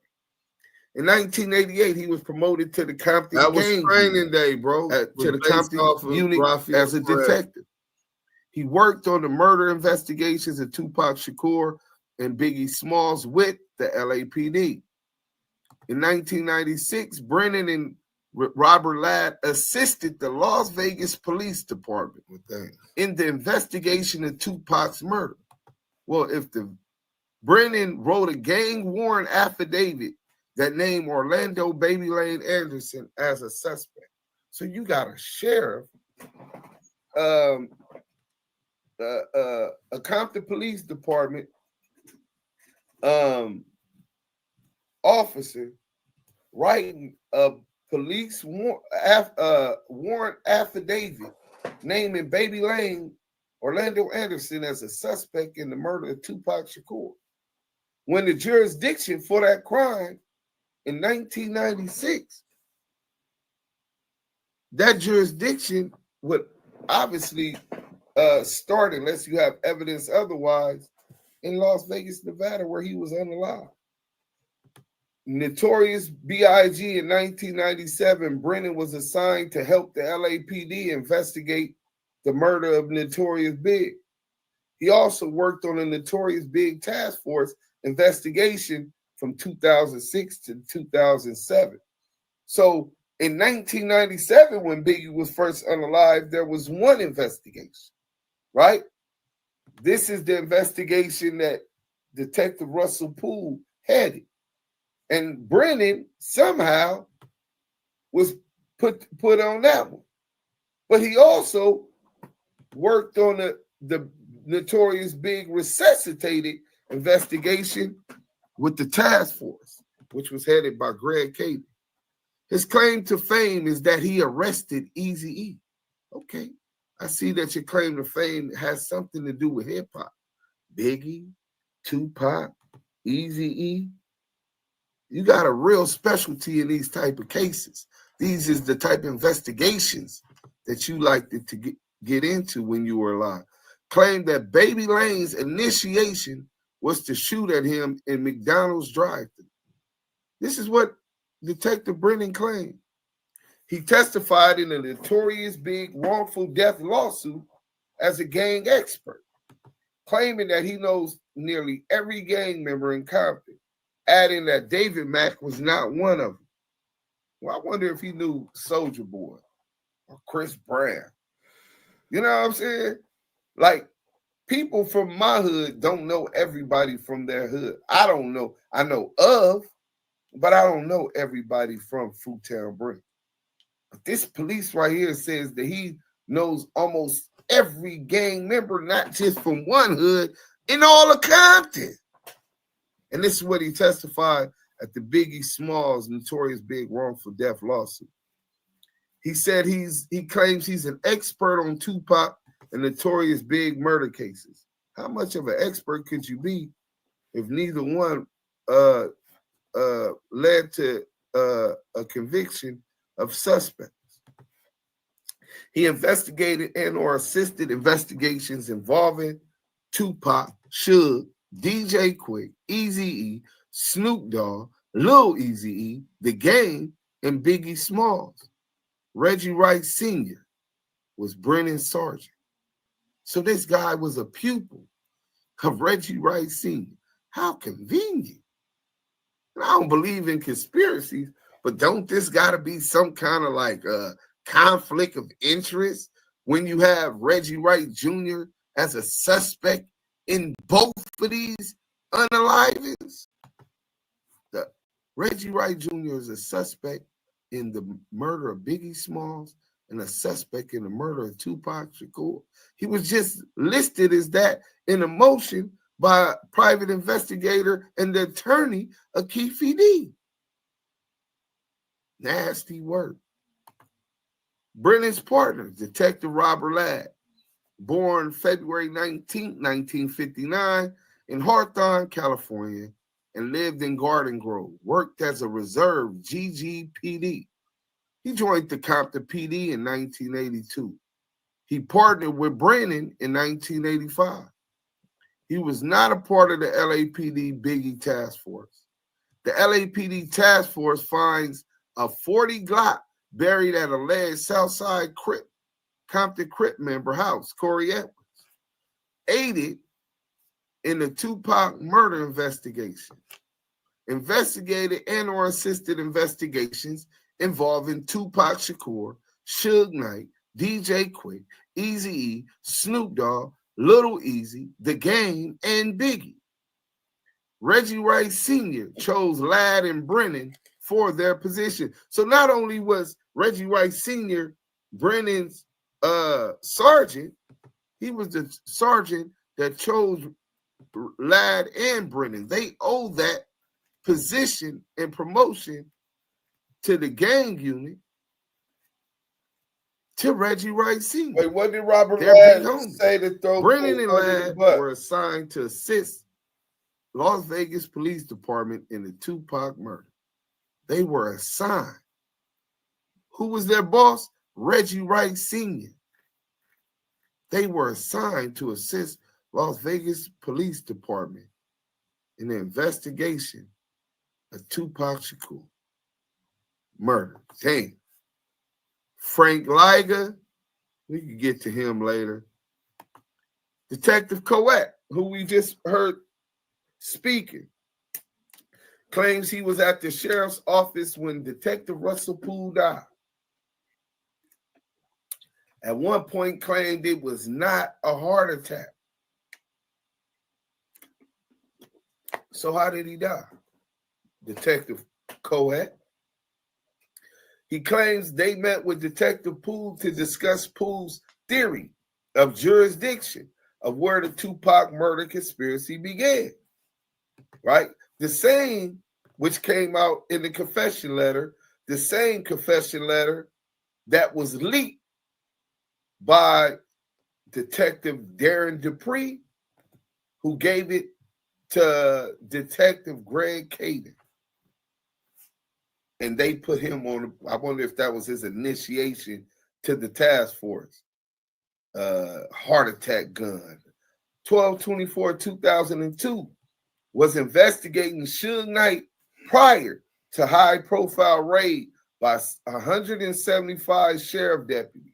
After failed raid, Detective Coet admitted that you approached Suge, is Timothy that he Brennan. approached Suge That's for who we information talking about the investigation, but Suge refused to help and was arrested for a parole violation. Oh, you don't want to provide information about who killed Tupac? Well, we're going to violate your parole. We brought 175 sheriff police deputies to raid your house and arrest you for a parole violation. If grandstanding wasn't a thing, I don't know what we would call that. He leaked to the press that there was a hit out on Suge Knight. So there's a lot of narratives being pushed out into the open. I thought that would muddy investigations, right? He was on the joint task force investigating Tupac and Biggie murders with Greg Caden. The whole purpose of the task force was to disprove a $400 million lawsuit filed by Biggie's mother and Faith Evans. Greg Caden's job was to prove. Hey, just so y'all know, we'll take this time while we talked about Viola Wallace. We'll give a few seconds of prayer. Hopefully that lady will find peace. Hopefully she up there with her son for eternity. Let's just give it a 3-second silence.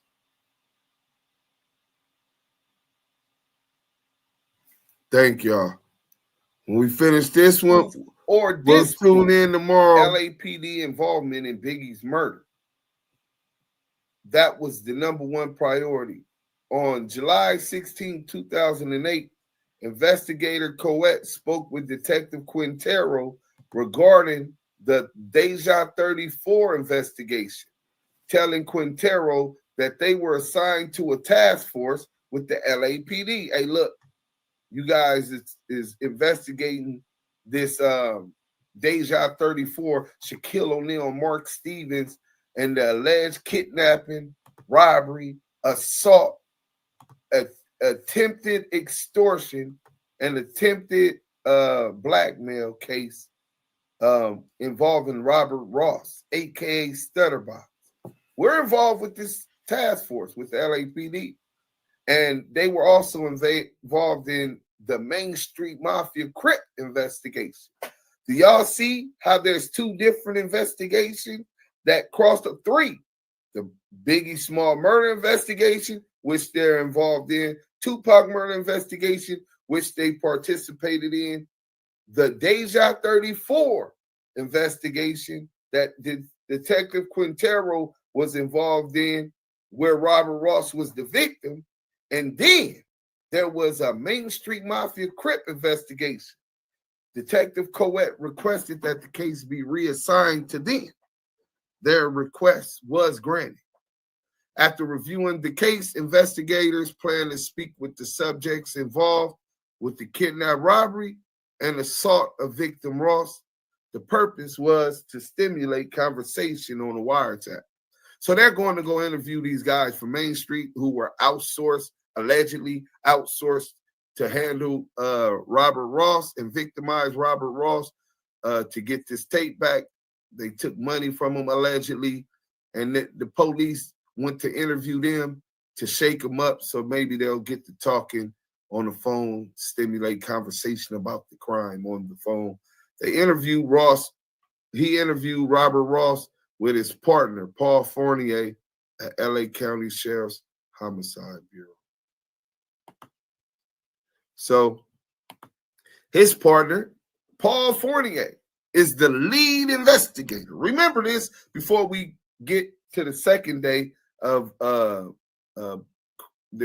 manufacturing of plant, WACK100, that the lead investigator of the DeJa34, Shaquille O'Neal, Mark Stevens, Stutterbox, kidnap, robbery, assault, extortion, blackmail investigation was Paul Fournier and his partner, Detective Michael Coe. So when WACK100 brings Reggie Wright Jr.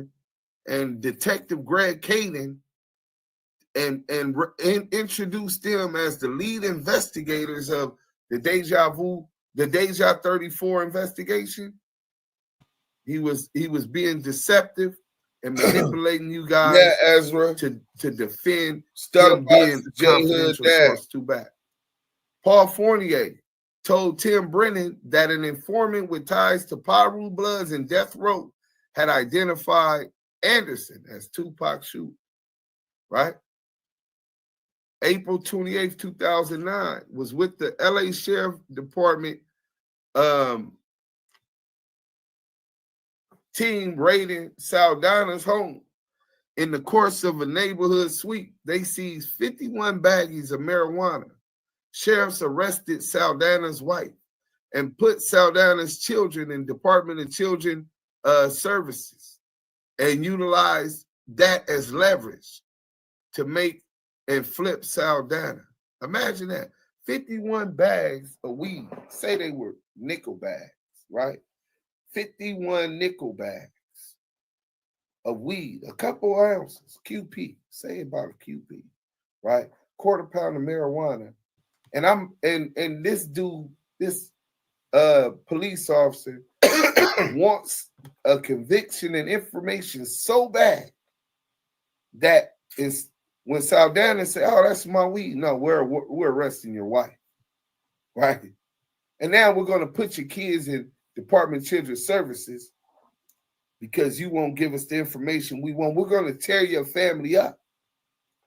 These is the type of police officers that the sheriffs, the LA sheriffs, got working in the inner city communities and ghettos, predominantly populated by melanated blacks and so-called blacks and Latinos. He was also Detective Coe's partner, and he used that leverage to flip Saldana. A sheriff investigator report said that a flurry of calls between the alleged ringleader of the assault with Del Dog and O'Neal's business partner Mark Stevens happened around the time of the alleged kidnapping of Ross. So Paul Fournier, in 1996, Paul Fournier told Compton Police Department cops that Brennan and Ladd, that an informant with ties to Paru Bloods and Death Row, had identified Anderson as Tupac Shakur's shooter. So these guys are already since 1996 have a relationship with and have been building with Tim Brennan, him and his partner, Robert Ladd, and we'll get into, y'all remember that information specifically for when we get back to the DeJa34 investigation, the Main Street Mafia Crip investigation. And but first I want to get into COINTELPRO. Let's go here.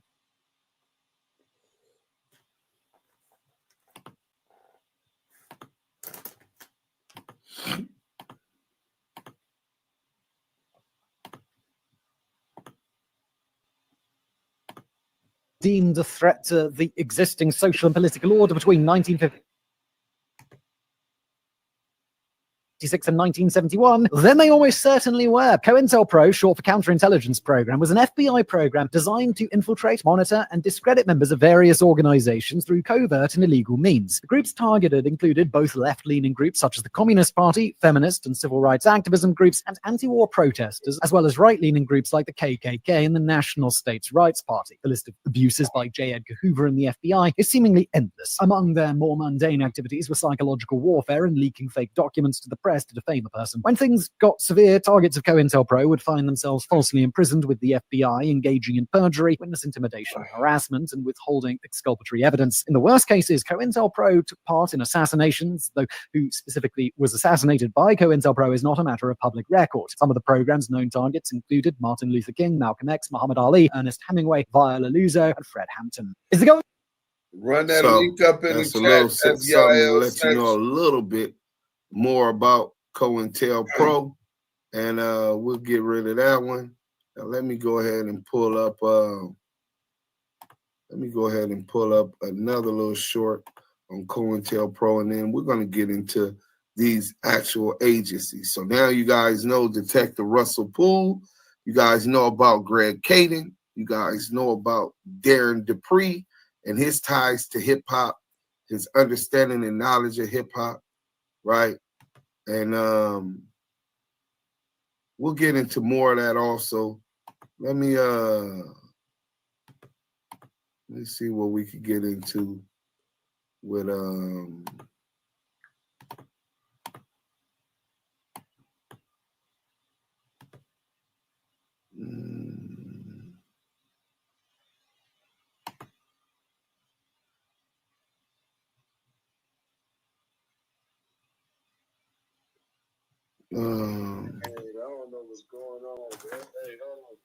let's get into exposing the LAPD. Oh yeah, here go the short. Let's start this over.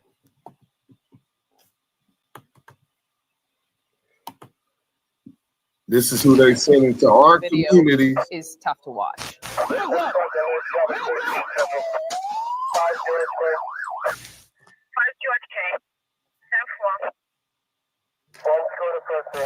Gang unit officers.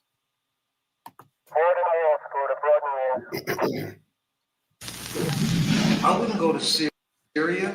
I wouldn't go to Iraq. I wouldn't go to Afghanistan. I wouldn't go to Yemen. I wouldn't go to Tunisia. I wouldn't go to Lebanon. I wouldn't go to Jordan. I would do it here. This is what they do to our Latino and Hispanic populations.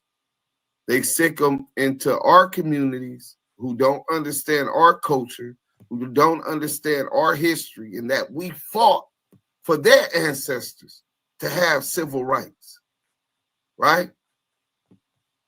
And we're being attacked, and our leaders and leadership decimated in our community so that they could steadily chip away at those civil rights, those human rights that we fought for and solidified on behalf of their ancestors. And they put them in as part of the Rampart scandal. This is nasty work. None of them look like us. But just like we got house niggas, so do they. It don't, just like we got ignorant people within our community, so do they. You know what I'm saying? So let's get to this one real quick. This one, we could get rid of that one. We can close that up. And we're going to get into one more about COINTELPRO, and then we're going to get into the Rampart scandal and how all of this ties in. Let's go. It's only a 1-minute clip. Shouldn't take that long. Let's go. We know the government watches us, but what about when government surveillance changes the course of history? In the 1960s, government surveillance. The U.S. government started a program called COINTELPRO, or the Counterintelligence Program. The program was a series of secret FBI initiatives targeting activists, political, and minority groups. The American Indian Movement, the Black Panthers, Martin Luther King, women's and civil rights groups, Vietnam War protesters, and anyone who got the government seeing red. Tactics used included infiltration and surveying and discrediting leaders and causes in order to undermine entire movements and organizations. But a lot of what COINTELPRO did was illegal, and it was officially disbanded in 1971. Though if you ask many activist groups and political dissidents, it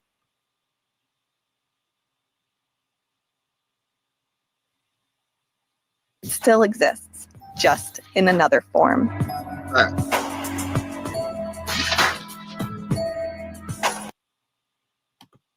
It still exists, just in another form. Nasty work. You know what I'm saying? So we're gonna get rid of that, and we're gonna get rid of that. You best finna show y'all from the Lou about a little bit about Rampart, because these same police officers that we were talking about, Detective Russell Poole was investigating and is the one that took down Rafael Perez. Let's show y'all and get into this, man, because this is gonna get good. Let's jump down this rabbit hole. A dirty pig. Yes, sir. You know, it's what you can prove. This haunting line, uttered by Denzel Washington's corrupt LAPD narcotics officer Alonzo Harris in the 2001 crime thriller Training Day, encapsulates the moral descent of the very real-life rogue cop whose actions inspired the iconic character, Rafael Perez. Just like Harris, Perez's actions exposed the dark underbelly of police corruption that rocked the Los Angeles Police Department to its core. Born in Puerto Rico in 1967, Rafael Perez joined the LAPD in 1989 after serving in the Marines. His aggressive persona and streetwise ways quickly earned him a reputation, leading to his transfer in 1995 to the elite Rampart Division anti-gang Crash. Crash, a piece of shit. For real, Damu and Kiwe. The Community Resource Against Street Hoodlums Unit. It was here that Let me get some of this up out of here, man. Perez's moral descent began.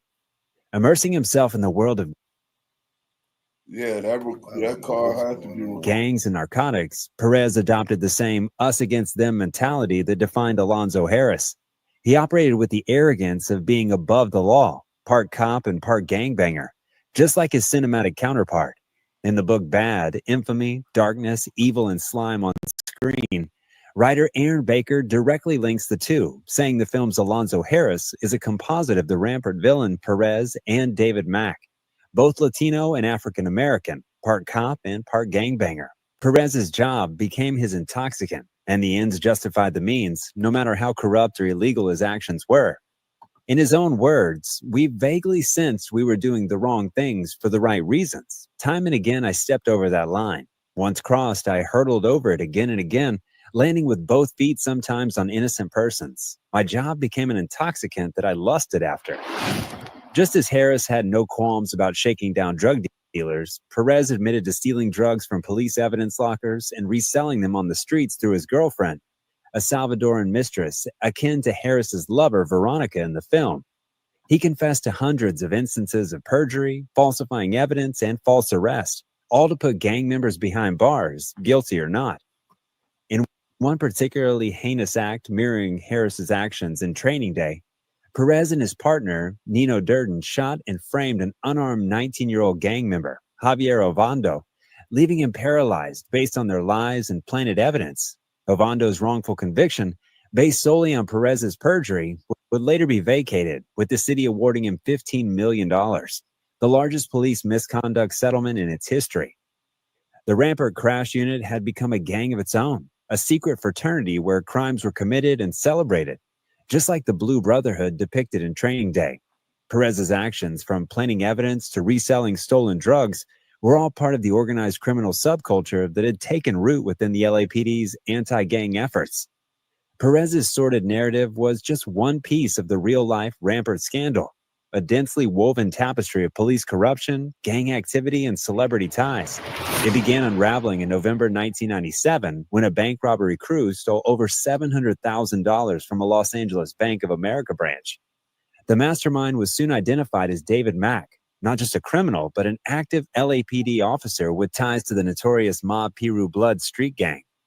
Mack's illicit world collided with Perez's, as the two had previously been partners in the Crash Unit. The discoveries opened a Pandora's box of transgression, from evidence tampering and assault to alleged involvement in the still unsolved murder of rap icon, the notorious B.I.G. The lines between cops and criminals had blurred completely in this criminal subculture, festering within the department's rank and file. Events mirroring many of the corrupt acts depicted in Training Day began coming to light. It all came crashing down in 1998 when Perez was caught stealing 6 pounds of cocaine worth $800,000 from the police property room. His arrest uncovered a Pandora's box of rampant misconduct, including planting evidence, perjury, beating suspects, and connections to the bank robbery. The depths of depravity were shocking. Crimes celebrated within this criminal subculture masquerading as a police force. The full extent of the corruption was even more disturbing than initially realized. That's why Reggie got mad. The fallout was immense. Over 100 tainted convictions overturned, 200 lawsuits filed against the city, and $125 million paid in settlements. The depths of corruption exposed shattered public trust in law enforcement and led to the disbanding of all crash units by the year 2000, as it became clear just how deeply embedded these criminal practices were within the special units. Director Antoine Fuqua drew from his own experience with corrupt police officers to develop a gritty portrayal of these issues in his 2001 crime thriller Training Day. Growing up in a tough Pittsburgh neighborhood gave Fuqua unique insight into the dubious police conduct. Fuqua's background influenced his nuanced characterization of Denzel Washington's Alonzo Harris, an officer who cautions his trainee that the shit's chess, it ain't checkers. Underscoring how the high-stakes nature of their work can corrupt even sworn protectors, transforming them into criminal kingpins that blur the lines of justice. A concept all too real given the criminal subculture exposed within the Rampart division in the wake of Perez's arrest. The parallels between Rafael Perez's real downfall and Harris's fictional storyline were uncanny. Perez's tragic descent from officer to criminal mirrored the corruption at the heart of Training Day. His arrest for cocaine theft epitomized the moral bankruptcy targeted by the film. In this way, Perez's story served as the perfect inspiration for Denzel Washington's haunting and disturbing portrayal of a crooked cop corrupted by absolute power. And there you have it. That's the essence of the Rampart scandal. We're going to get rid of that link, and we're going to go right back into let you guys know a little bit more. Let's go into this PBS thing. Oh, hold on. I got to share it with y'all first.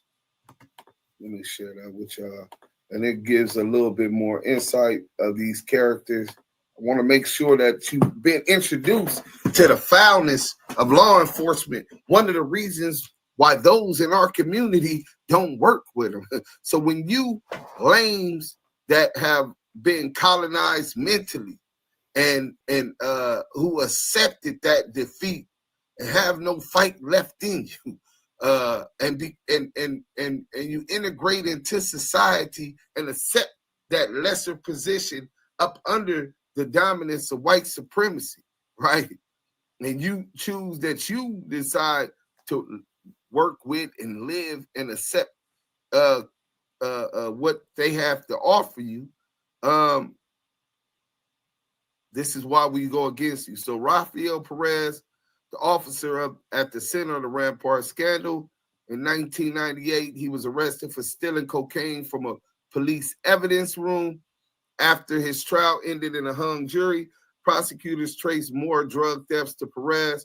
Faced with the mounting evidence, Perez cut a deal with the prosecutors in which he agreed to testify about police misconduct in exchange for a 5-year prison sentence.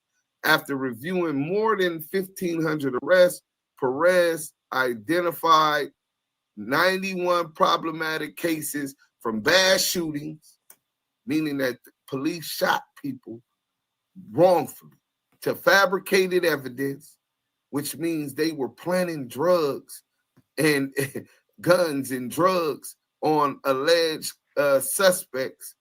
I went through that. Bad shootings. I could have been that, but they missed 2 bullets, missed when Officer Messenger, Livingston's partner, missed the two shootings on the two gun bullets missed me. They never wrote a report about it, a discharge in a firearm. They never wrote a report about discharging their firearm, and they left it. There were witnesses who seen this. They planted drugs on me. I had witnesses who they told him that they were gonna get me when they seen me, and they did. I got witnesses who they bragged about planting drugs on me after it happened. But at that point, this was right before this was exposed. I'm in the county jail in 1999 when this was exposed, fighting the case where the police had planted dope on me and had just took a plea agreement to terrorist threats on the police officers, which no contest. I pleaded no contest, and they dismissed the dope that I never seen till today. I never seen that dope. I never had any dope. Battery and obstructing and resisting executive officer. These are the beefed up charges that they put on there, and I pled out to the terrorist threat, which I did threaten the police after they already shot at me, planted drugs on me. Yeah, I did threaten the police, but it was only after they had did all of that. But anyway, Perez implicated 70 officers in criminal or administrative wrongdoing. As a result, nearly 100 criminal convictions have been overturned and millions of dollars in settlement have been paid out. Nino Durden, along with partner Ray Perez, LAPD officer Nino Durden shot, framed, and then testified against unarmed 19-year-old gang member Javier Ovando in 1996. Ovando, I believe, is the SA from 18th Street, where my sister's from. Hey, shout out to La Traviesa, King Boulevard, 18th Street. Arrested for attempted murder in July 2000, Durden pled guilty to 10 state and federal charges, including the false arrest of Ovando, and is expected to receive a sentence of up to 8 years in prison. As part of the plea deal, Durden is cooperating with investigators, including possible. I believe you. That's what shit. I thought that the guy who started the joint task force and hired Greg Caden to head it said that he didn't believe one word Perez stated. Well, this officer, Nino Durden, is saying that he didn't lie. He pled guilty that Ray Perez didn't lie about everything, because he even corroborates some of Ray Perez's statements and is ready to cooperate against Rafael Perez. So they had to be telling some kind of truths. So the leader of the guy who hired Greg Caden for his task force after the Biggie Smalls mother in the state, her and Faith Evans, the state of Biggie Small filed a $400 million lawsuit, was biased from the beginning.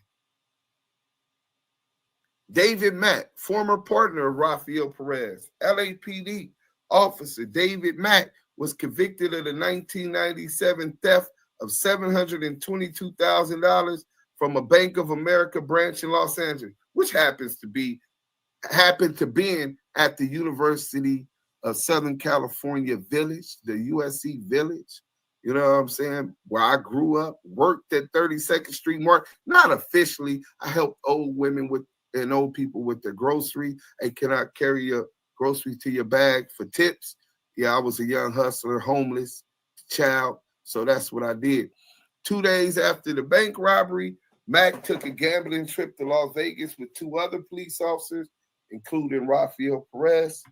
In the course of investigating the bank robbery, detectives developed leads that caused them to believe at the time that Mack was a possible suspect in the 1997 murder of East Coast rap star Biggie Smalls, a.k.a. Notorious B.I.G., Mack is serving a 14-year sentence, has reportedly claimed association with as a Paru Blood, an LA gang that has ties to Death Row Records. Ma Paru. Yeah, when I got to the special management unit, me and the homie SI murder with Sellies. When I came back after I got re-indicted by the feds. I went back to LA and I beat the assault, the new indictment, which was 3 assault on federal correctional officer charges. Officer Gomez and Officer C.O. Gutierrez, Andres Gutierrez.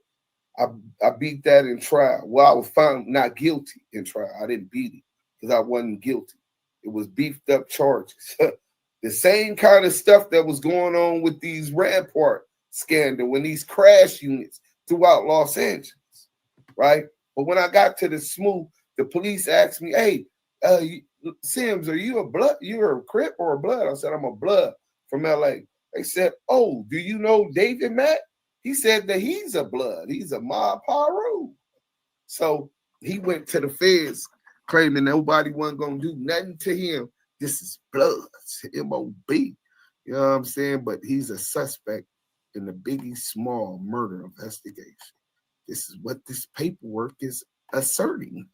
You know what I'm saying? These dirty cops were doing all of this stuff. So I done gave y'all a summary of what's going on with these dirty pigs and what was going on with the Rampart scandal. Y'all seen that. And those is the ones. Let me let you know a little bit about the executioners, right? I don't know if y'all know about the executioners. Compton. You know what I'm saying? Compton. Let me let y'all know about them, and then we'll be done with these police. It's almost an hour in, and we ain't even got to what we want to get to. Let's get to this real quick. Executioners is a deputy gang within the Los Angeles County Sheriff's Department. Congressional leader Maxine Waters called for a Department of Justice inquiry into the existence of the gang. Members of the executioner are deputies operating out of Compton Station of the LASD. These deputies share a tattoo which features a skeleton with an assault rifle and a military-style helmet. The gang was founded by former 2000 Boys member Andy Toon. Members of the executioners are drawn from deputies who work at Compton Station at LA Sheriff's Department, knock LA. Now, I don't know nobody that jumped on David Mack. I was saying the dude that David Mack and Rafael Perez shot got a $15 million lawsuit, and they planted a ghost gun on him, right? Which was his third strike. So he's sitting up in the pen with 25 years to life, and he's handicapped, right? Well, he got out, but I don't know. Maybe he back by now for something else. But he was from 18th Street, and I was saying that's where my sister from. So I was shouting out my sister. But let's finish this, man. It's a long night. Hey, we got a super chat. Yael, where the hell you go? Yael, never basic sweets. It is the gram. Follow your girl. Sweets, basic sweets is the gram. Follow your girl so I can message you. Keep up the good fight. Y'all salute to real ones. Okay. They choosing up. You says, man got jumped about 18 now. Vidal. 2 Compton police got killed in 92. Damn, who gonna police the police? Hey, listen, that's why we don't even gotta worry about that. We just gotta worry about players in our own. The gang consists of around 80 members. Potential recruits are chosen based on past acts of violence against members of the Compton community. This is how their secret society in the police station are chosen by violence against members of the Compton community. They're supposed to protect and serve the community, yet they have gangs that are specially recruited, secret societies recruited by their acts of violence against members of the community. and recruits cannot be black or female. They sound like the KKK. You know what I'm saying? This is what's going on in Compton. The executioners. Let me run this video real quick for y'all. Y'all can hear how they talk about what's going on, because y'all might not believe me or Wikipedia. Let's get into this real quick, man. Damu and Kiwe, conversations. In flames, an AK-47 and a Nazi-style helmet. Miriam Hernandez has a closer look at the pressure mounting on the department to open their files on any groups like this. From inside the Compton Sheriff Station, Damu and Kiwe, conversation. This computer must be full. It is really messing up. And I know I got internet. Let's go. Yeah, it definitely has the internet access on. I don't know why it's doing this. I'm gonna have to cut some. Deputies claim filed with the county about an aggressive band of his cohorts allegedly in control. According to the claim, members are branded with a sinister logo, which is a skeleton wearing a Nazi helmet with an AK-47 laughing, and go by a sinister name, the Executioners, which according to the claim does not allow African American or female members. Deputy Art Gonzalez alleges the deputy gang is trampling on the rights of citizens and targeting him as a whistleblower. Deputy Gonzalez, he's afraid for his safety right now, as he should be. This is a violent gang, violence, shootings, beatings. Why y'all beating him? Claims of excessive force and much more. And the timing.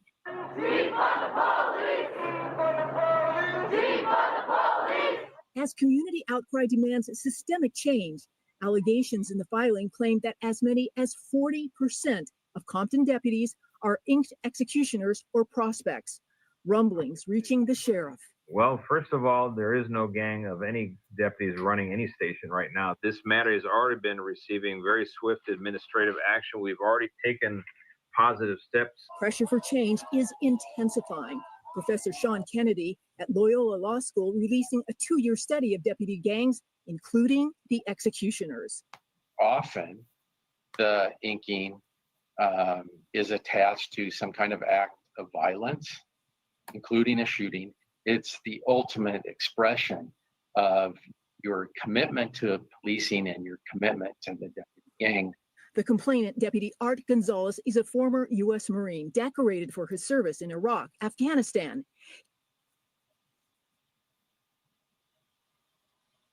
Here in Compton, once praised for speedy action to save a 4-year-old boy shot in the head.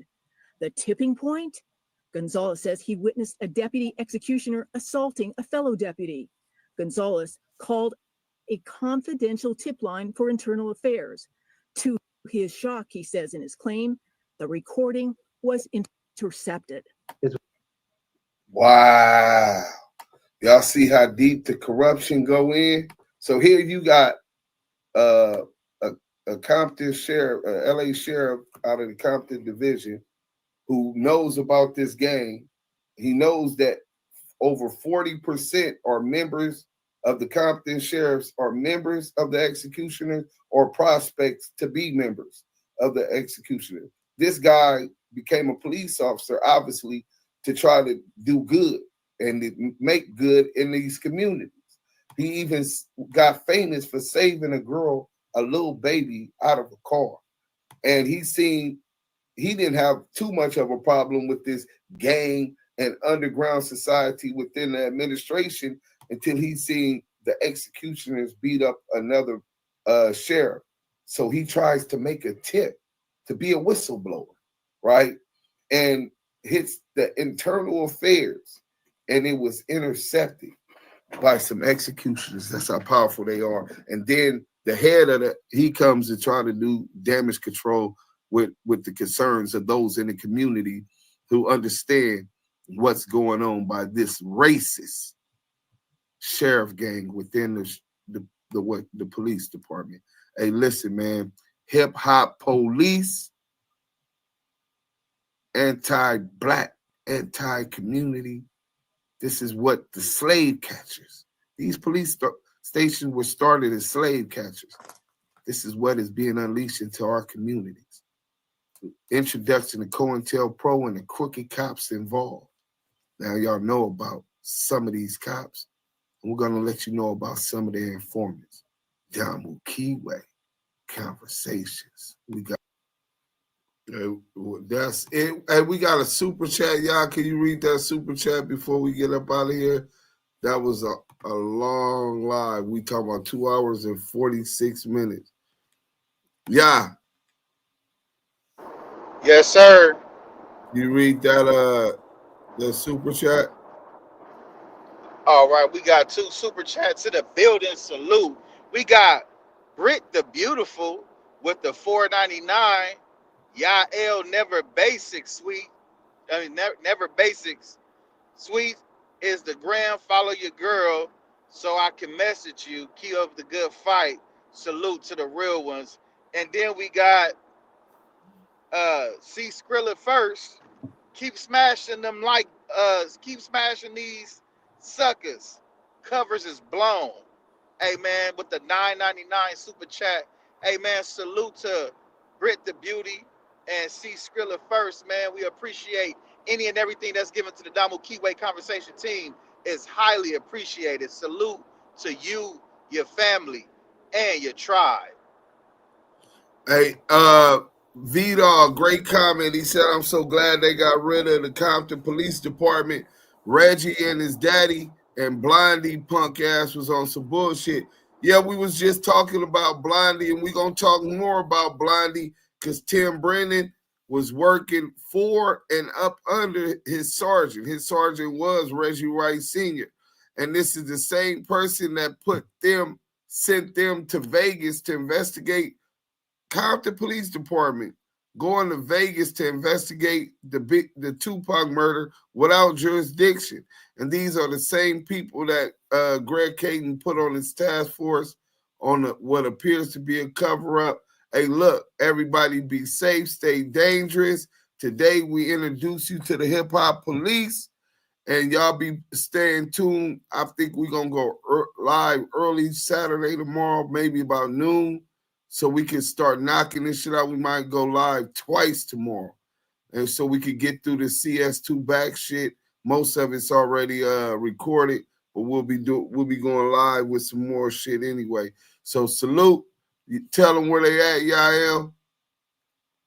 Man, listen, y'all done set through this live, man, with this very valid, exclusive, and very informational data content produced by Duse M and the whole team, Scandalous Los Angeles TV, and we got Dose of Reality TV.